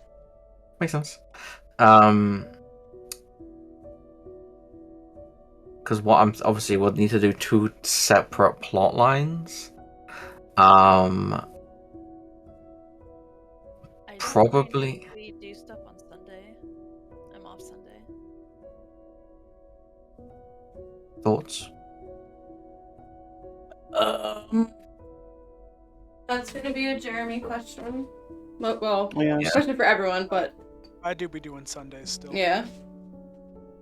Sunday, bit of a no-go, and tomorrow I have league stuff, so I cannot do tomorrow. Oh, good.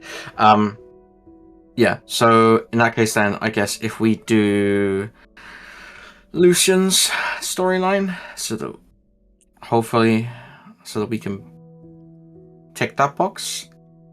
I suppose that would be the easiest way to do it. Sure. It's okay, bro. It's just one fight. I'll get 3 crits in a row, and we'll be on our way. Surely. I'll do it. Because I feel like the other one's going to be a bit more of a plot hook. Okay, so as you... Oh, in that case, I need to quickly tweak you.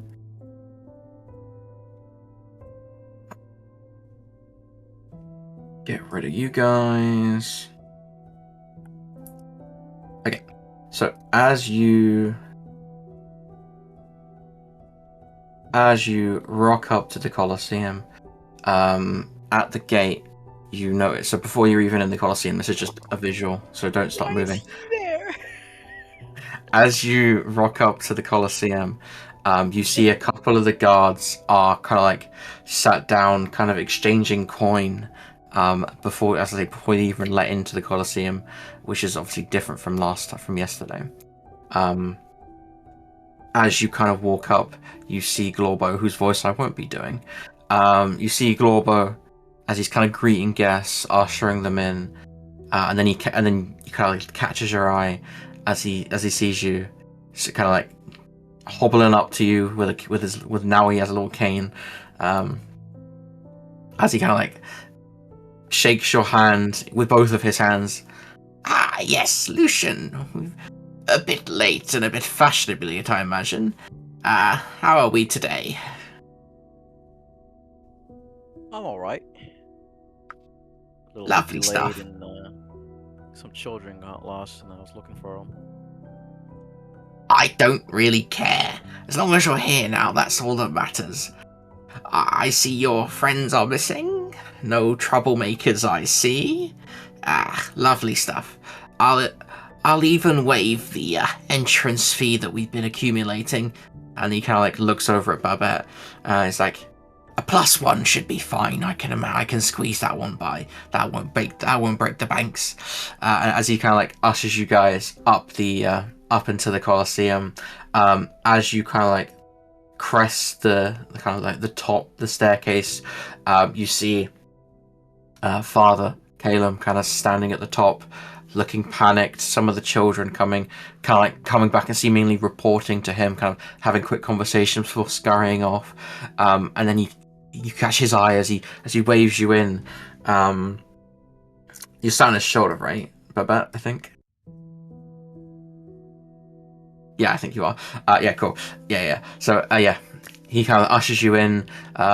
He's like, hello, Owl. Long time no see.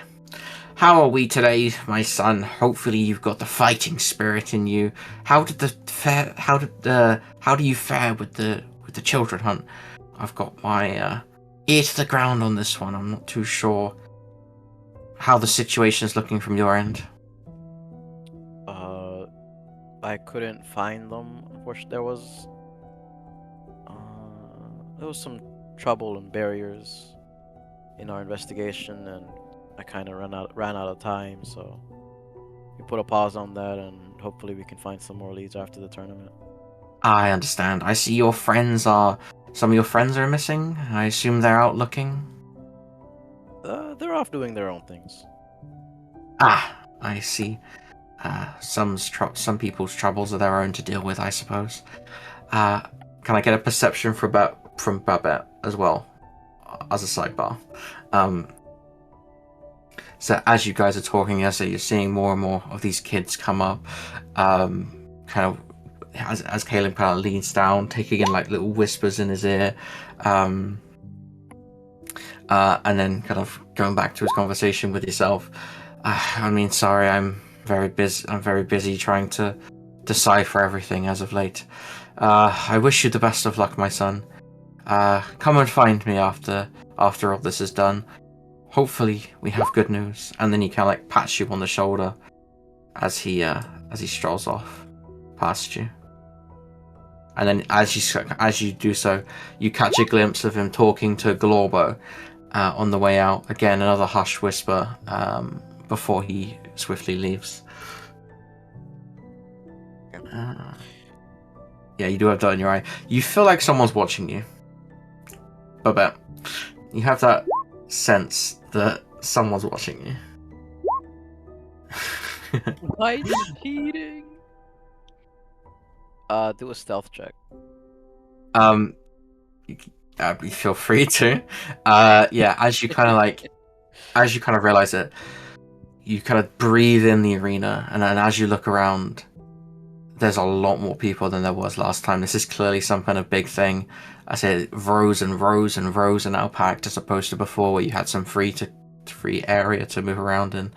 There are absolutely all ages, all races, all trying to catch a glimpse of what's going on.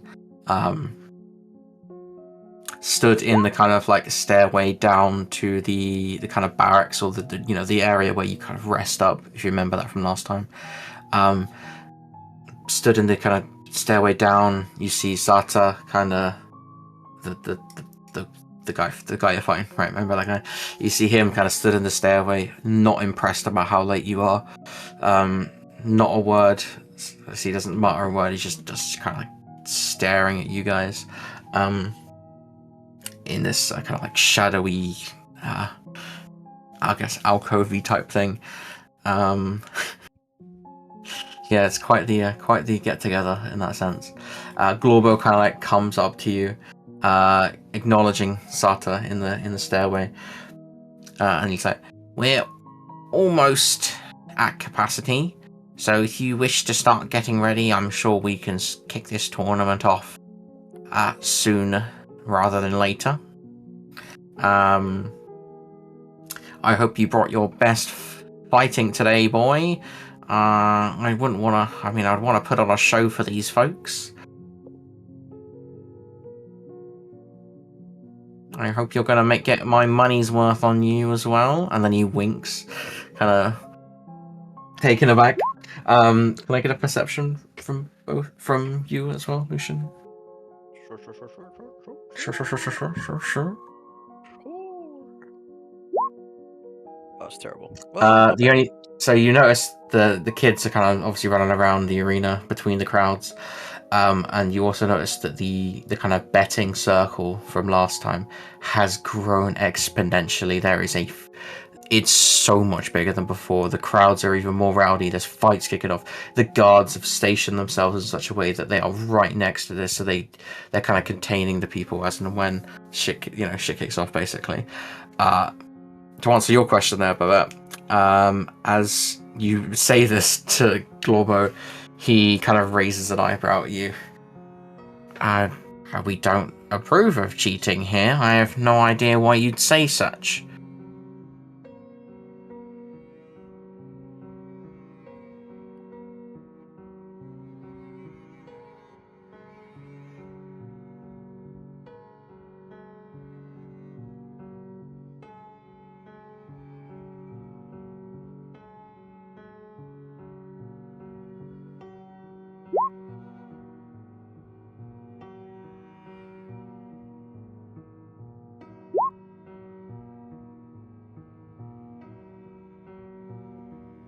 Good.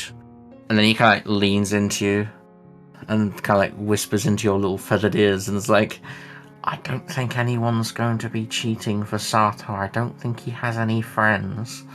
As he kind of like leans out and puts on like a boisterous smile as you hear like a tut come out of Sata's mouth from the doorway.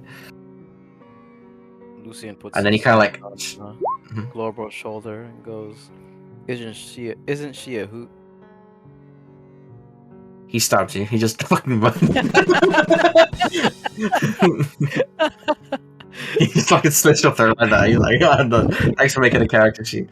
Thanks for trying. No, so Sato's kind of like unimpressed by what he's just heard. He kind of like rounds the corner, and he kind of disappears into the below, into the shadows, as he's kind of getting ready. As you can kind of, the atmosphere is kind of like building and building. You hear like people playing drums, cheering. I say the people playing music. They're really, I say, enjoying making something out of it, basically, making a day of it.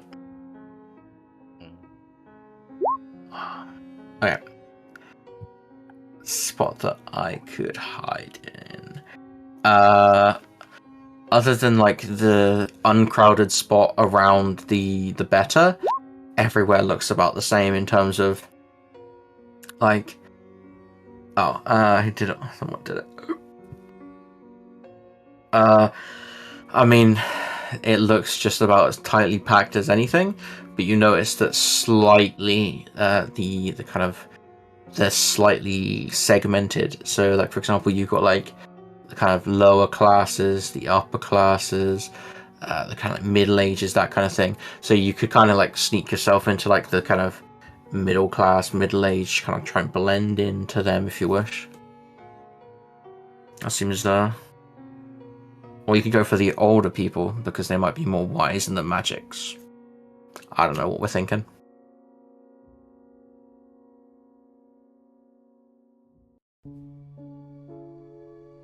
But yeah, while Bob's looking for a seat, you pop down into the waiting area. Sata's just sat down in the corner, kind of like channeling in, thinking to himself, hands on it, kind of like elbows on his knees as he's lost in thought. As you kind of step down the stairs into the room, he kind of like side eyes you before returning to his focusing, locking in.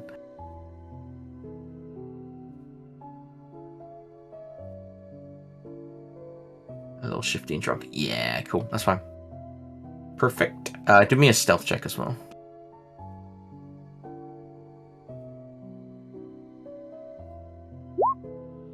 Yeah, blending in nicely. Barely distinguishable from a rucksack or a bag in your hood.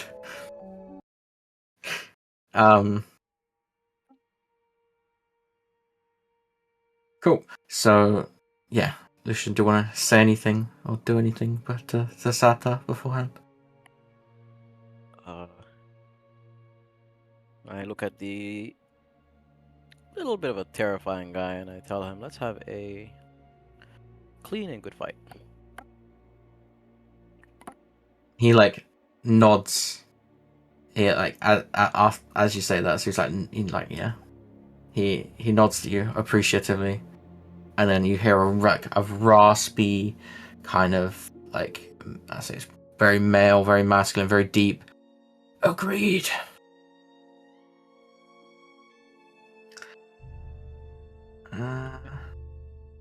Cool. You hear, as you kind of like resting, sitting down, you hear the arena go silent. Slow drum beats building, kind of like hyping the atmosphere up. Boom, boom, boom, boom, boom, boom. Slowly getting kind of quicker and quicker before one final kind of big slam, if you will, and then more silence. And then you hear Glorbo's voice announcing to the crowd about the joyous day and the sacrifices the towns had to go through to get to where they are today, kind of celebrating the tournament in all its glory. Hang on 2 secs. Yeah, celebrating the tournament in all its glory and how over the 100 years that this has kind of been running, it's all kind of come to this moment where this mythical weapon is all for grabs, there for the taking. It's all or nothing. It's your moment. It's Lucian's moment. It's Sata's moment. It could be either of theirs for the taking. You feel the tension kind of building in your chest, the anxiety setting in a little bit. As you kind of like steel your resolve, like a kind of deep breaths, as you kind of stand up, preparing. Glorbo kind of comes to the door, waving you guys towards him as he addresses the audience. We have 2 fine fighters today. On one hand, we have the Mage Slayer, Sata. And then Sata kind of like pushes past as he kind of like open arm greets the arena, the crowd roaring, drums beating, cheering, chanting, as he slowly makes his way across the arena to take his position. And facing him. And facing him, his opponent, through tough times, and with his barbaric rage, Lucian. Isn't that what you want though, Babette? Yeah, but it's different between I'm gonna slowly enhance your abilities versus I cast Fireball. No, because Silvery Barb fucks him over and buffs me.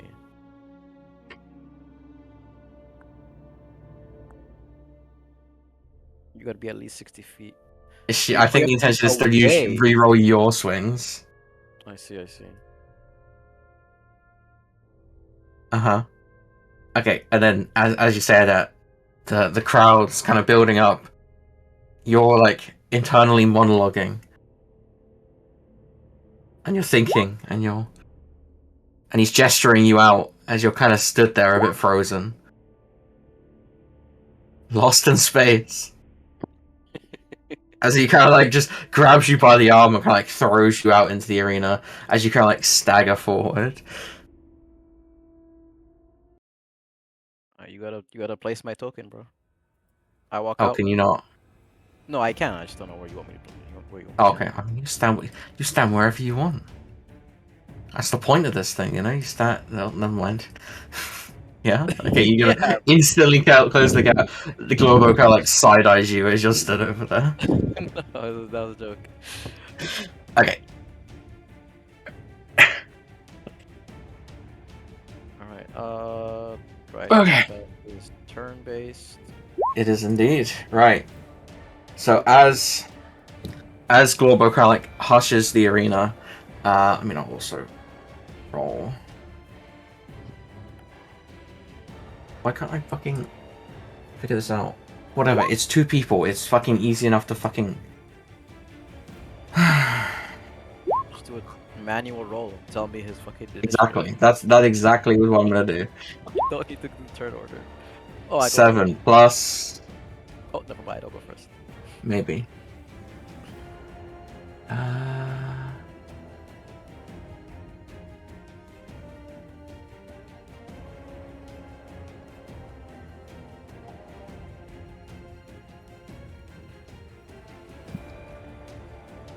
Pretty sure it's 2, means it's just above yours, which means that I'm first. Or Sata's first. Cool, that's fine. So I'm a 9. So yeah, as Globo is kind of like walking around the arena, shushing everyone, and everyone's kind of like, you know, nudging each other to kind of shut up and all that kind of stuff. The arena goes quiet. The beat of the drum again, slow, methodical. As Globo announces to the crowd once again, "Challengers, are we ready?" And then Sata, you see from across the arena, he nods his head at Globo. "Lucian, are we ready?" Lucian bangs his sword against his shield and then nods. Says he's ready. "Then let the 100th annual games begin." And then you see like some kind of like magical firework type things kind of like shoot out across the top of the arena. Scary, kind of startling you a bit. As they kind of like shoot over the top. The drums beating rapidly. The crowd cheering, bursting up in noise. See the atmosphere filling you with inspiration and a drive to do your best, which you obviously should have been anyway, but to perform well. Lucian hears the fireworks goes off and gets Vietnam flashbacks. Pretty much. Sounds about right.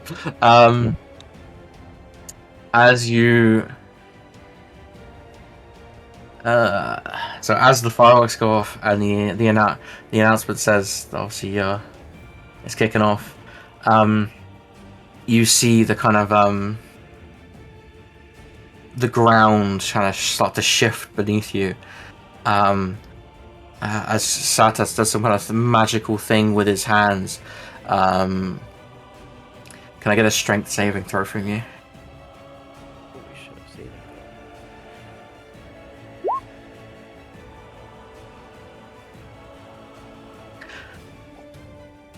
Okay, so you feel the ground beneath you shift as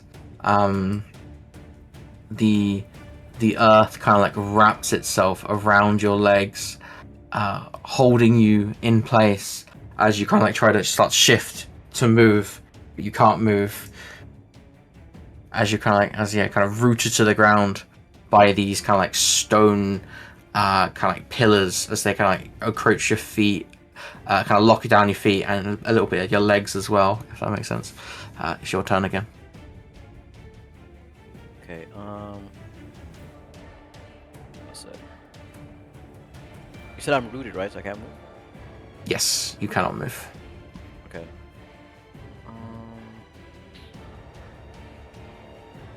Alright, I'm just gonna rage. Mhm.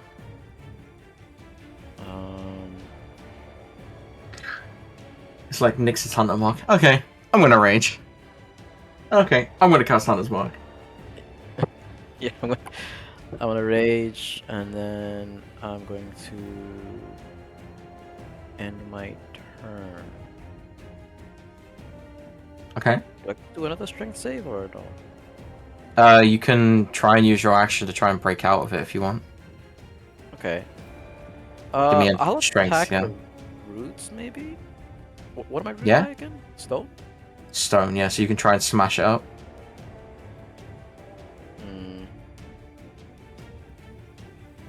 No, I'll try and throw. No.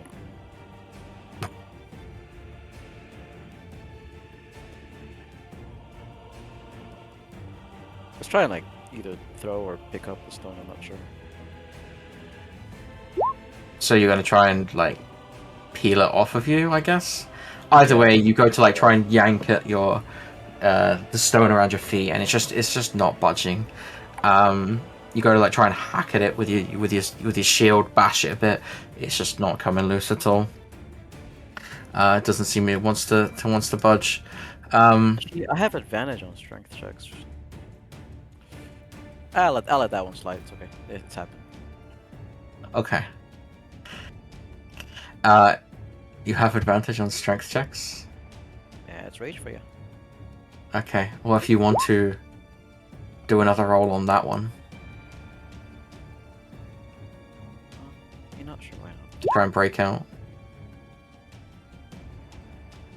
No, I don't think so. You managed to like free yourself from like the ground, but the rocks are still somewhat attached to your feet. So you can move, but as I say, you've kind of got like these rocks kind of crawling up your legs, so you feel a bit hindered. So you're kind of like moving with half your normal grace. Oh, okay. In that case, I'll close the distance a little bit then. Mhm.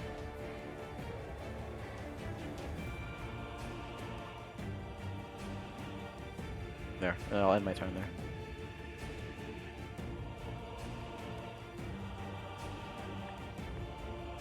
Okay.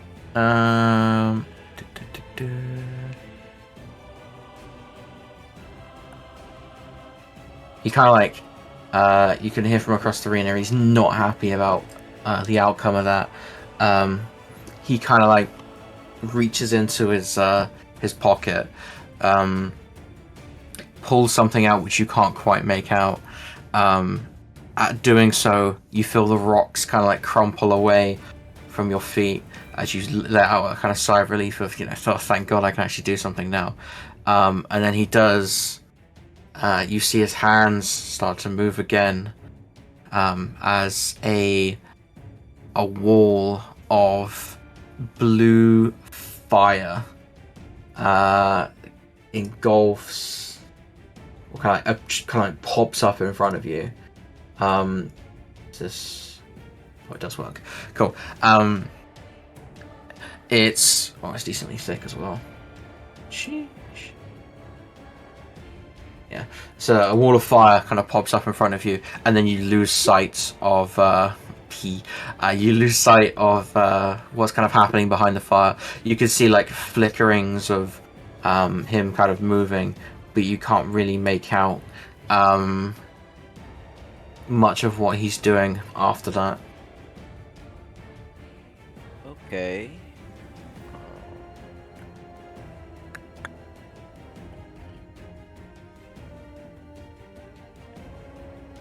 Well, I mean, I'll go around the fire, I guess. Try and see what he's up to. I'll eat. And be a full movement. Have full movement? Yeah, because the rocks kind of fizzled away. As you round the fire, you notice him. He's kind of like, because you don't really based on your conversation with Bubba, you don't really get magic. So he's just doing these hand movements. You don't really get, but you could see that he's kind of taken aback that you were able to make it around his fire. Is that your turn? I mean, I can't reach him. Actually, I'm gonna toss a javelin at this motherfucker. Yo. Take out rage damage. Like easy. Jesus fucking Christ. Yes, you throw this javelin at him, and it kind of like sticks itself. So, hang on, where are you aiming for this javelin? Gonna aim at his chest. I'm gonna aim at his chest. Okay.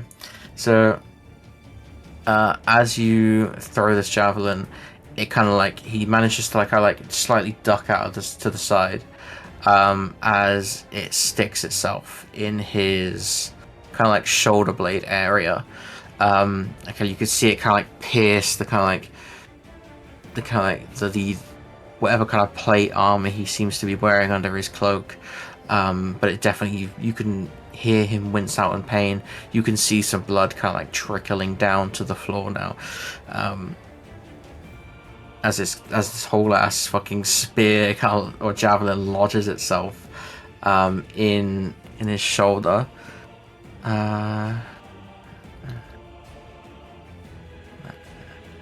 Okay. Let me have a look.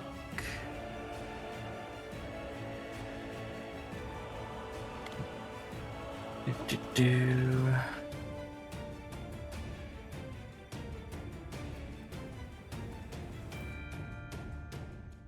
Okay, as you get closer, he kind of like peels off. He like pops off his mask, as he kind of like, you see what seems to be some kind of like withered, burnt face. You could see, like Red Skull from Marvel. You a Marvel guy? Yeah. I think so, right? Yeah, kind of like that kind of thing, but it's not like all red. It's like gross, burnt, fleshy material. As he kind of like peels away, stepping back slightly, before he steps back slightly, takes a big breath in, which you can kind of see. He slightly coughs with the javelin in his shoulder before he unleashes a scalding hot blue tinted flame breath in your direction. Can I get a dex save from you? Let's see if you can dodge this shit.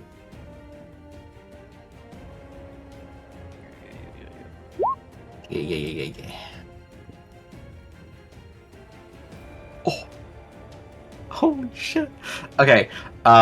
So you go to dodge out of the way, but you don't manage to dodge out of the way in time. You're still kind of shaking off, trying to get used to the new speed compared to the rocks, right? It's such a good roll.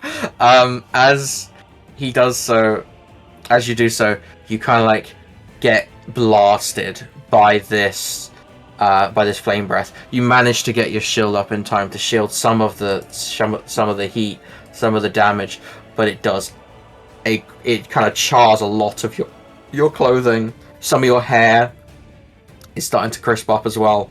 Not the hair. As you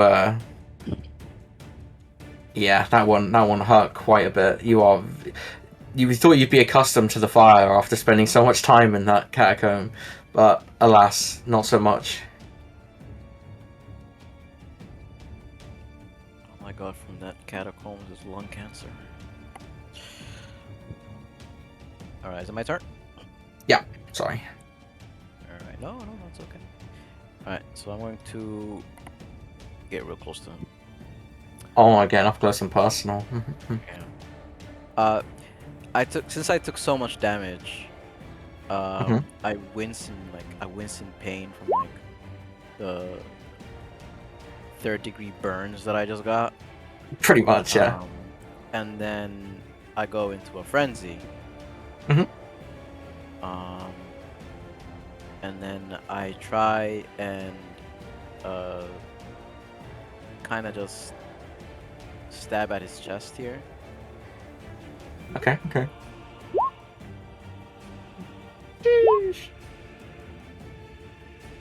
Uh-huh. So I just kind of try and stab at his chest. I'm not too sure where I hit. Yeah. So you kind of following up from the javelin thing. You're like trying to strike him where it hurts. You kind of you have a longsword, right? So yeah, you kind of like slash at the vulnerable side of him. You know, like the shoulder blade, the kind of the pectacle on that side, as it cuts kind of clean through whatever kind of armor he's kind of got going on, clean through his cape. As that kind of like falls to the ground, you see this giant red gash across his chest now, as he kind of coughs up a tiny bit of blood. These wounds are fucking opening up fast. Okay. He's on the ground now, you said? No, he's still standing. He's kind of like staggered a bit in terms of his stance, but he's still standing. Okay. So then I do go for a follow-up attack. Mm-hmm. The fuck? So I just try and really make the hurt count, and I just go and attack the same area. Same area? Okay, so you cut an even deeper gash. You feel bone as you rip through this guy's chest muscles entirely. His kind of like, so I'm imagining it's stuck in his left shoulder here. So his left arm kind of goes slightly limp, as you can kind of see the horror in his eyes after this happens. Right, yeah, so I'm just taking a breath and bracing myself for what comes next now in my turn.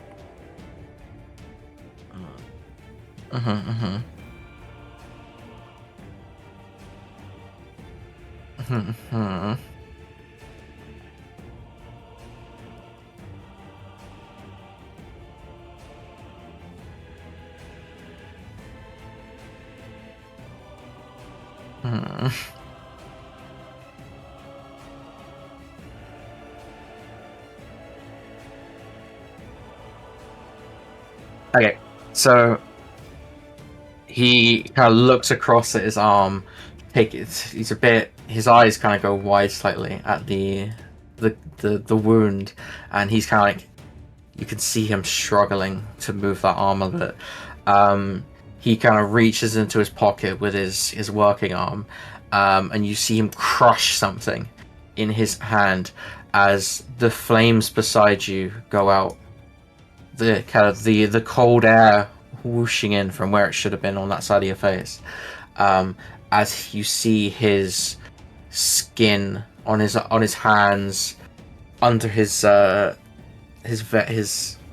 vest, his the plate mail where you've cut, and all along his face turn to what seemed to be some kind of smoldering fire, kind of like I'm really drawing the conclusions here. Like not brand. No, basically, his skin kind of goes like a mix of molten rock and lava, as all bright blue, as you could see him kind of like toughen his resolve. League of Legends true. Yeah, you could see his eyes are kind of like starting to resolve, and he's trying to lock in, basically, right?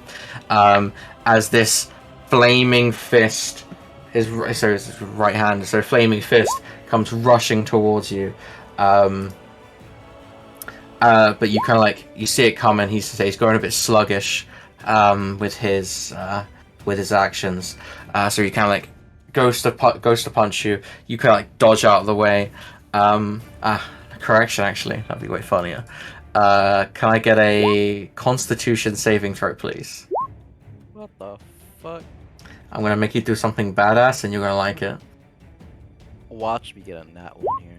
No, 22. Okay, he really wants to be badass. Cool. So he goes to punch you with this like flaming fist, right? You feel this scalding hot, basically like grabbing a molten coal, right? So you basically catch his fist, right? In your hand, as his eyes go wide in shock at what's just happened, before he lets out a sigh, turning to look down at his wound. Yes, it's now locked up in terms of it. The skin's kind of hardened, so he's not bleeding anymore. But he's still acknowledging that he's basically about to lose an arm. As he kind of like sighs, acknowledging that in this time, in this day, you were the strongest. So he nods his head, turning to Glorbo, nodding to him. Does this mean that Lucian has Sata in a corner? Is this surrender? And then Sata's body returns to skin, apart from his arm that's still locked up, but his face goes back to normal. His arm goes back to normal, his flames dying out, as he puts his mask back on his face with his free hand. An arm on your shoulder. Oh, sorry, a hand on your shoulder as he nods in defeat. My bet didn't even get to cheat. Yeah. Well, it looks like we have a winner! And then the crowd erupts. Fireworks flying, more fireworks flying overhead. The drums beating, the kids are all cheering for you because they've all kind of like grouped around Babette at this point where they want to be close to the action. So they're all cheering, they're all happy as Sata kind of like slumps himself over your shoulder and is like, please, help. Yeah, I'm gonna sheathe my weapons and then I'll give Sata my shoulder and walk him towards the healers. Lovely stuff. So you kind of like take him back to the waiting area. Both of the medics that you've come to know are seemingly already on hand, knowing this is going to be a bloody one. The young lady and the slightly older gentleman from the clinic or the medical area, as they take Sata off of your shoulders, gesturing for you to go back into the arena. As Sata kind of like disappears from view, Glorbo gesturing you forward to the center. This sheathed sword in his hand, now with him, as he hands it to you, pushing you to the center of the arena, waiting for some kind of dramatic something. Put on a good show for me, lad. I take my prize, and then I take it out of the sheath and I hold it up in the air. Cool. So, as you take it out of the sheath, holding it in the air in a will of kind of like you're like kind of wincing in pain, closing your eyes, holding it above your head in excitement. You just hear nothing. The crowd is the crowd is silent with murmurs and whispers and confusion as you open your eyes to see everyone kind of like blindly, shockingly looking at you as you pull this sword down from above your head, and what should be a sword is just a handle with a scabbard without a blade. Oh, fuck. I'm gonna look at Gorbor and say, what's going on here? Where's the legendary sword? That is the sword. I believe a sword requires a blade.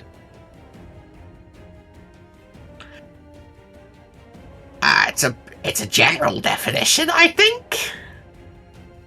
What is legendary about a sword without a blade and only a handle? Glober like kind of waddles up to you in the center of the arena, kind of like tugging you down to a whisper. Hey, I got this from the priest. Don't ask me questions. I'm not the one you should be asking.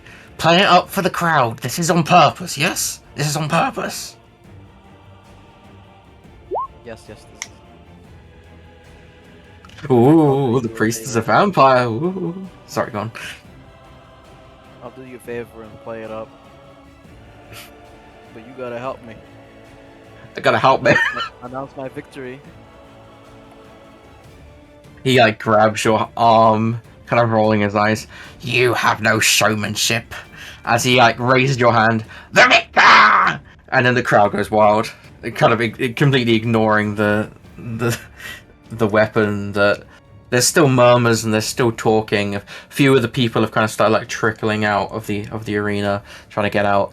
But I say a lot of them are clapping, cheering you on, happy to root for their home, not their homeboy, but for the, some people have won a lot of money on you, let's say. They should have cheered. And then what the best sword was done. They just won a lot of money. True. And then Globo leads you back to the entrance of the Colosseum, where he's looking at the sword, trying to like sheath it and unsheath it to see if it's going to do something, kind of peering into it, goblin style, where he's examining the loot. I really don't know about this one. Global, did you see where Father Calum went? He'll be back at the orphanage, I imagine. Alright. I want to see the healers and see if they can touch me up real quick. They touch you, hey yo. Or patch me. Yeah, no worries. As you kind of like, as you kind of like are coming back through the fighters' entrance, the young maiden takes you by the hand. She's clearly very busy patching up Sata with like, you can see them working on him with like needles and bandages and all that fun stuff. The guy's really trying to channel hard into this guy. You see like a green glow over his body as he's doing this.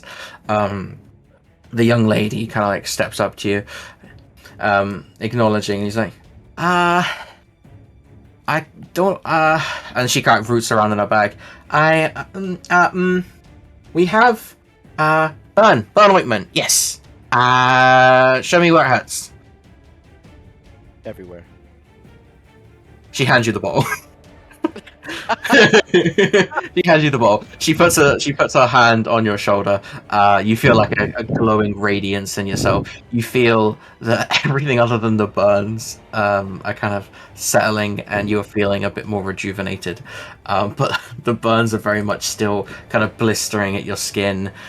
Your shield's a bit charred as well, so that looks like it's going to break any second. But I say you feel that a lot of your kind of hardy wear, the injuries from like being just like worn out and exhausted, all of those are kind of settling down a bit. Okay. Alright, and then you have the conversation with Babette Abubo. with the sword and with Glorbo. As Glorbo kind of like takes a sword, kind of like gives it back to you, shoving it into you. So, well, it's yours now. And then he walks off to go have a look at the gambling situation of a Hyar. But I want to Nope. take the Sure. sword out of the sheath, and I Mhm. want to like present it to Babette and ask her, "Can you detect any magic out of this? give me an Arcana if you want to do that. Anything holy or anything?" Lots of holy magic.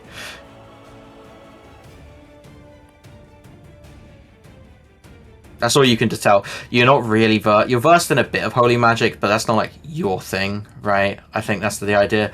So I think where you're not a churchgoer, you can kind of tell there's like holy magic linking to it, but you didn't really want to pin it down.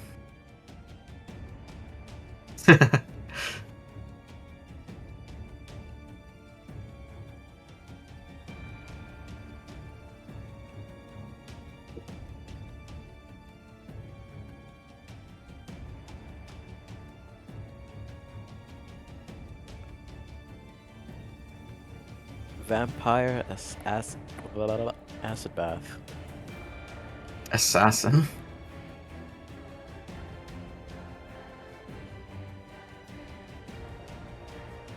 I guess we'll test that theory with Darrigan then. Yeah. We say that at the same time. This is why you guys are on the same team. We say it at the same time. Alright, let's get out of here. Go look for father. Cool. Right. Let me. Where are you two? So, you guys. That was tournament arc. Cool. We have half an hour. You could do a bit of it. Team B can do a bit of exploring if Team B's here. I don't know if Team B. Are we wanting Cole, to? hang on. Or CZZ, fine. I mean, you could do the exploring and try and find something, or you can just leave it entirely there, and I can do a bit more shade story. I think, given that Jade has a pretty bad migraine, that we should wait for our stuff if everyone else is okay with that. Yeah, I'm down for that.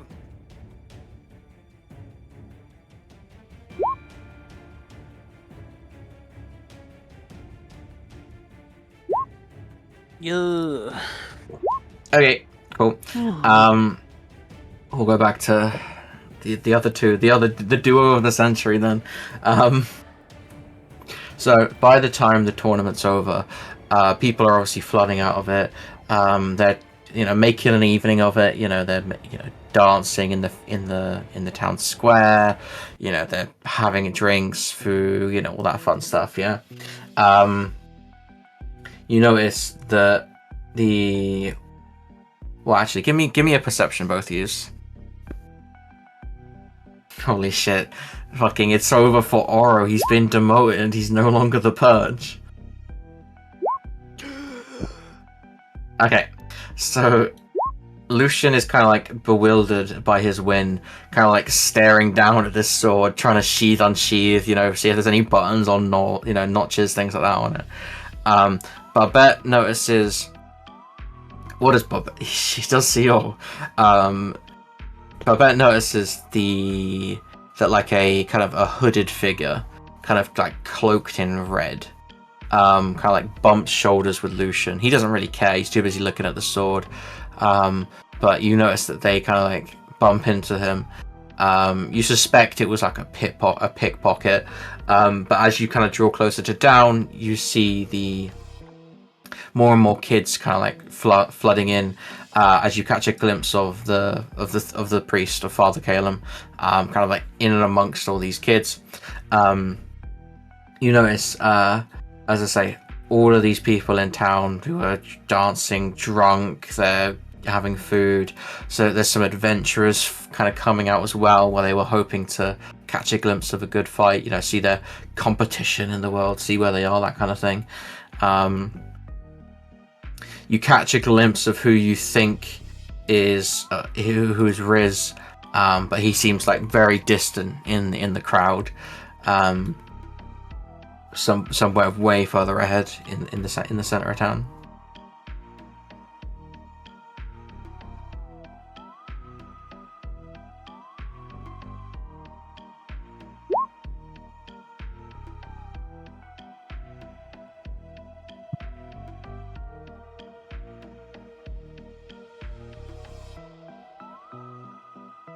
I agree. I'm exhausted from that fight.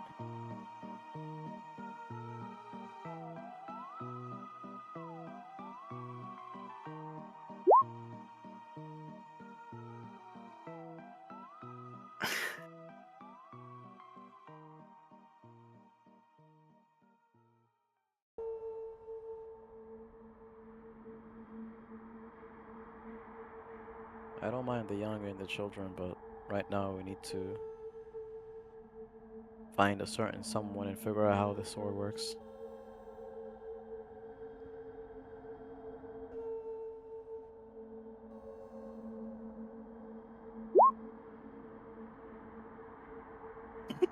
You money lord. But you said you detect holy from the sword, so I don't think he's a fraud.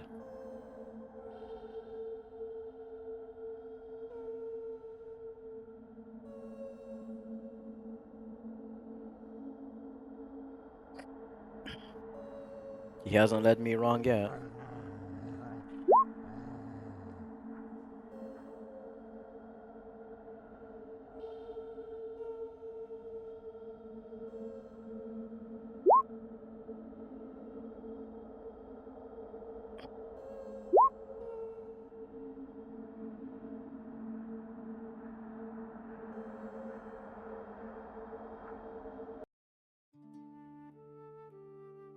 I think it'd be really funny if that was the case.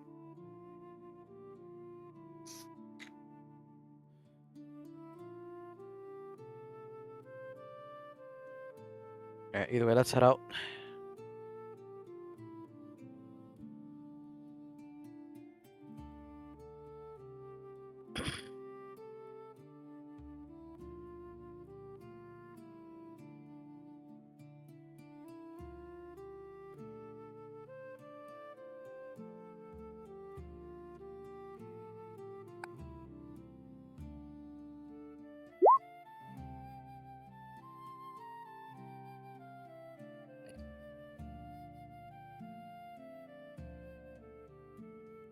Yeah.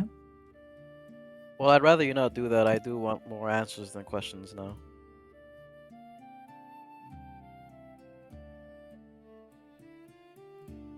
Game master, move us. Can you not move yourself? The map. Oh.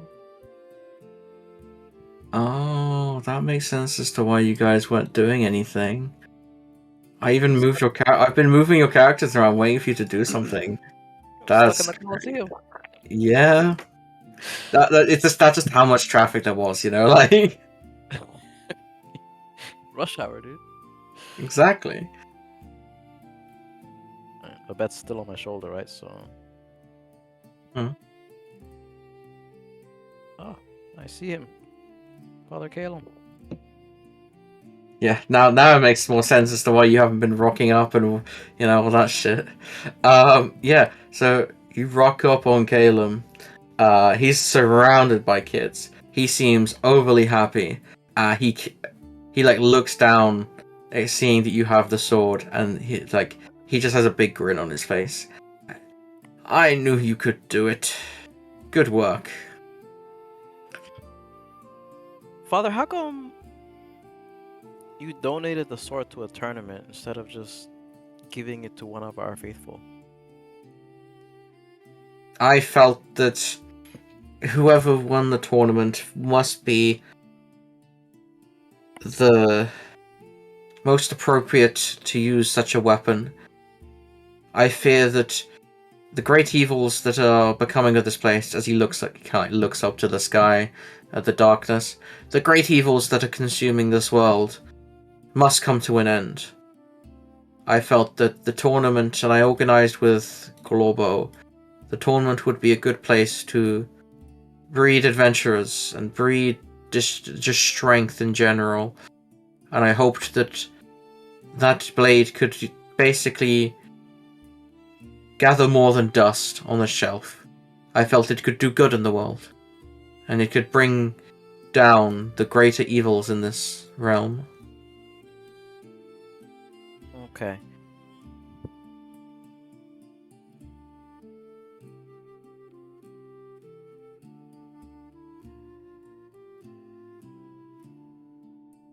He needs to respond to Babette. He does. Just. Charge. I was a pretty shifty mage killing before this.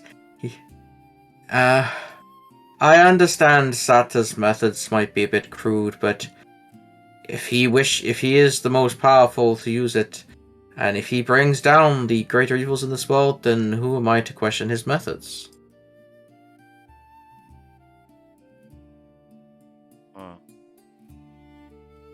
Okay. Question number 2, and then I'm gonna unsheath the sword. Why is there no blade? He looks a bit confused. As he just looks a bit confused. How do you mean, son? Father, do you see a blade?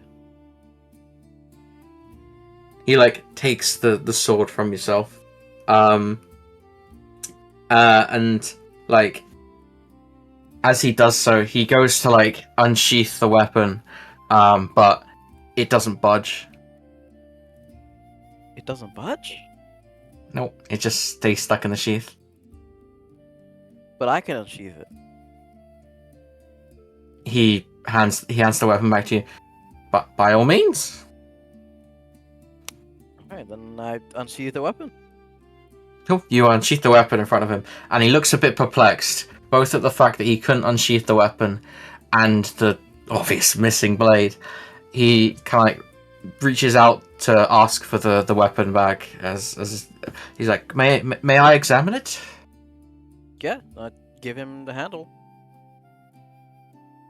The handle, cool. Yeah, he takes the handle in his palm, as he kind of starts looking at it, trying to decipher anything. He sees you can see as he's examining it, he's kind of looking, he's kind of squinting, because he's clearly got bit of a damaged eyesight, if you will.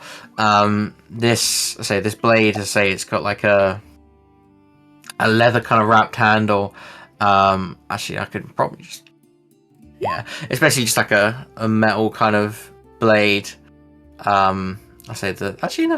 Leave it up to interpretation, basically.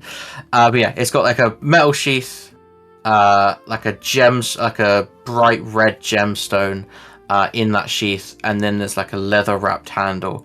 I'll see where your hand goes. He's examining this gemstone, trying to take a closer look. And as he's taking a closer look, you also take the time to examine it as well. And you see these kind of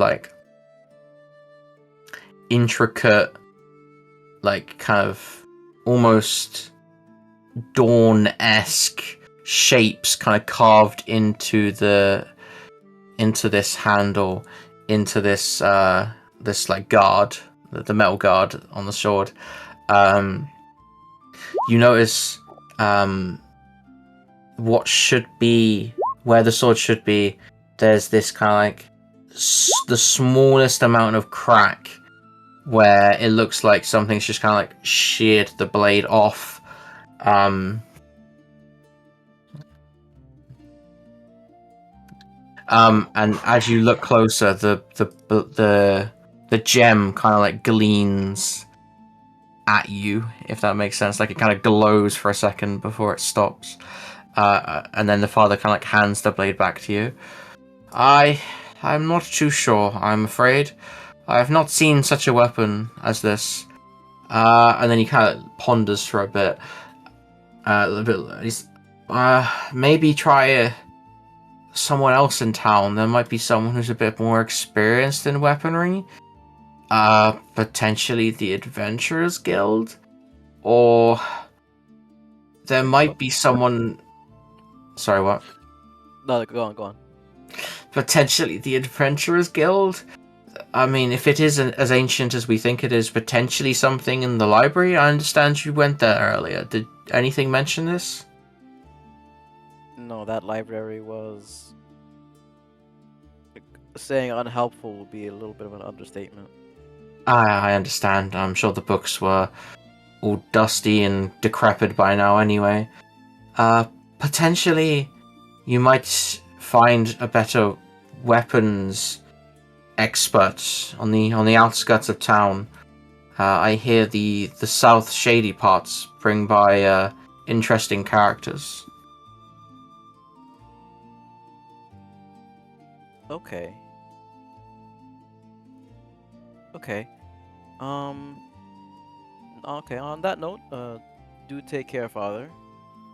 Keep an eye on the children. I haven't given up investigating where they went. Just I'd need to hope find so. sure. And I will go ahead and investigate the sword some more. If you do find anything, let me know. It would be curious to know. Any thoughts, Babette?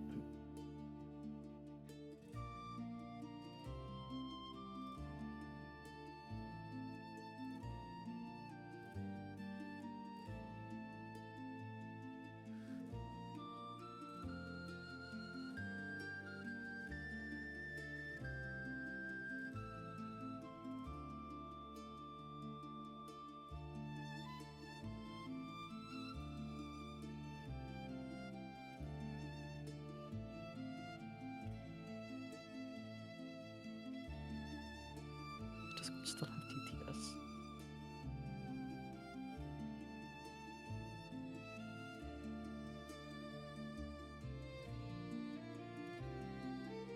Yeah, we should look for them. True. Thank you for the call out to they should be doing stuff at this time. The sewers, you say? I don't think we have many sewers. Who's talking? This is Father Calum. Oh.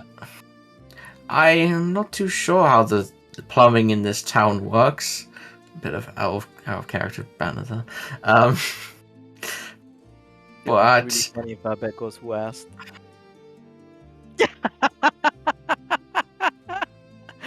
I understand. My apologies. And then he like turns to go back in the house. He didn't ask, he just started talking. Oh man, that's so funny. Babette, don't be rude to the father.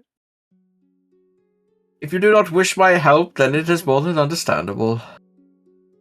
Trying to stifle his very obvious smirk from what Babette said.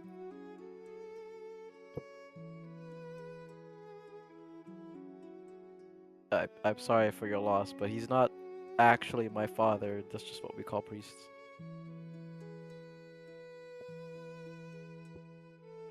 Maybe your dad wasn't your dad, Babette. Thoughts?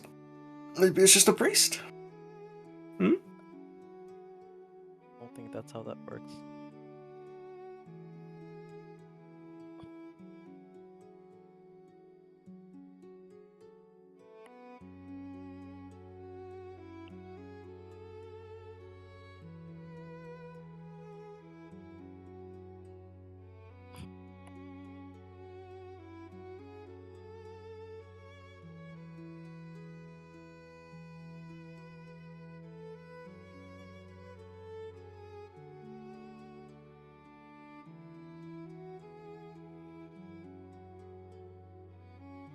Interesting. You keep bringing up this blood thing. I don't think the Owlin is a vampire. Could be. Have you seen how sharp those beaks are? I don't know.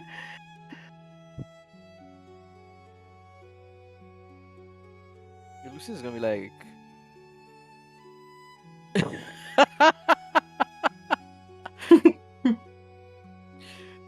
He just falls dead right there.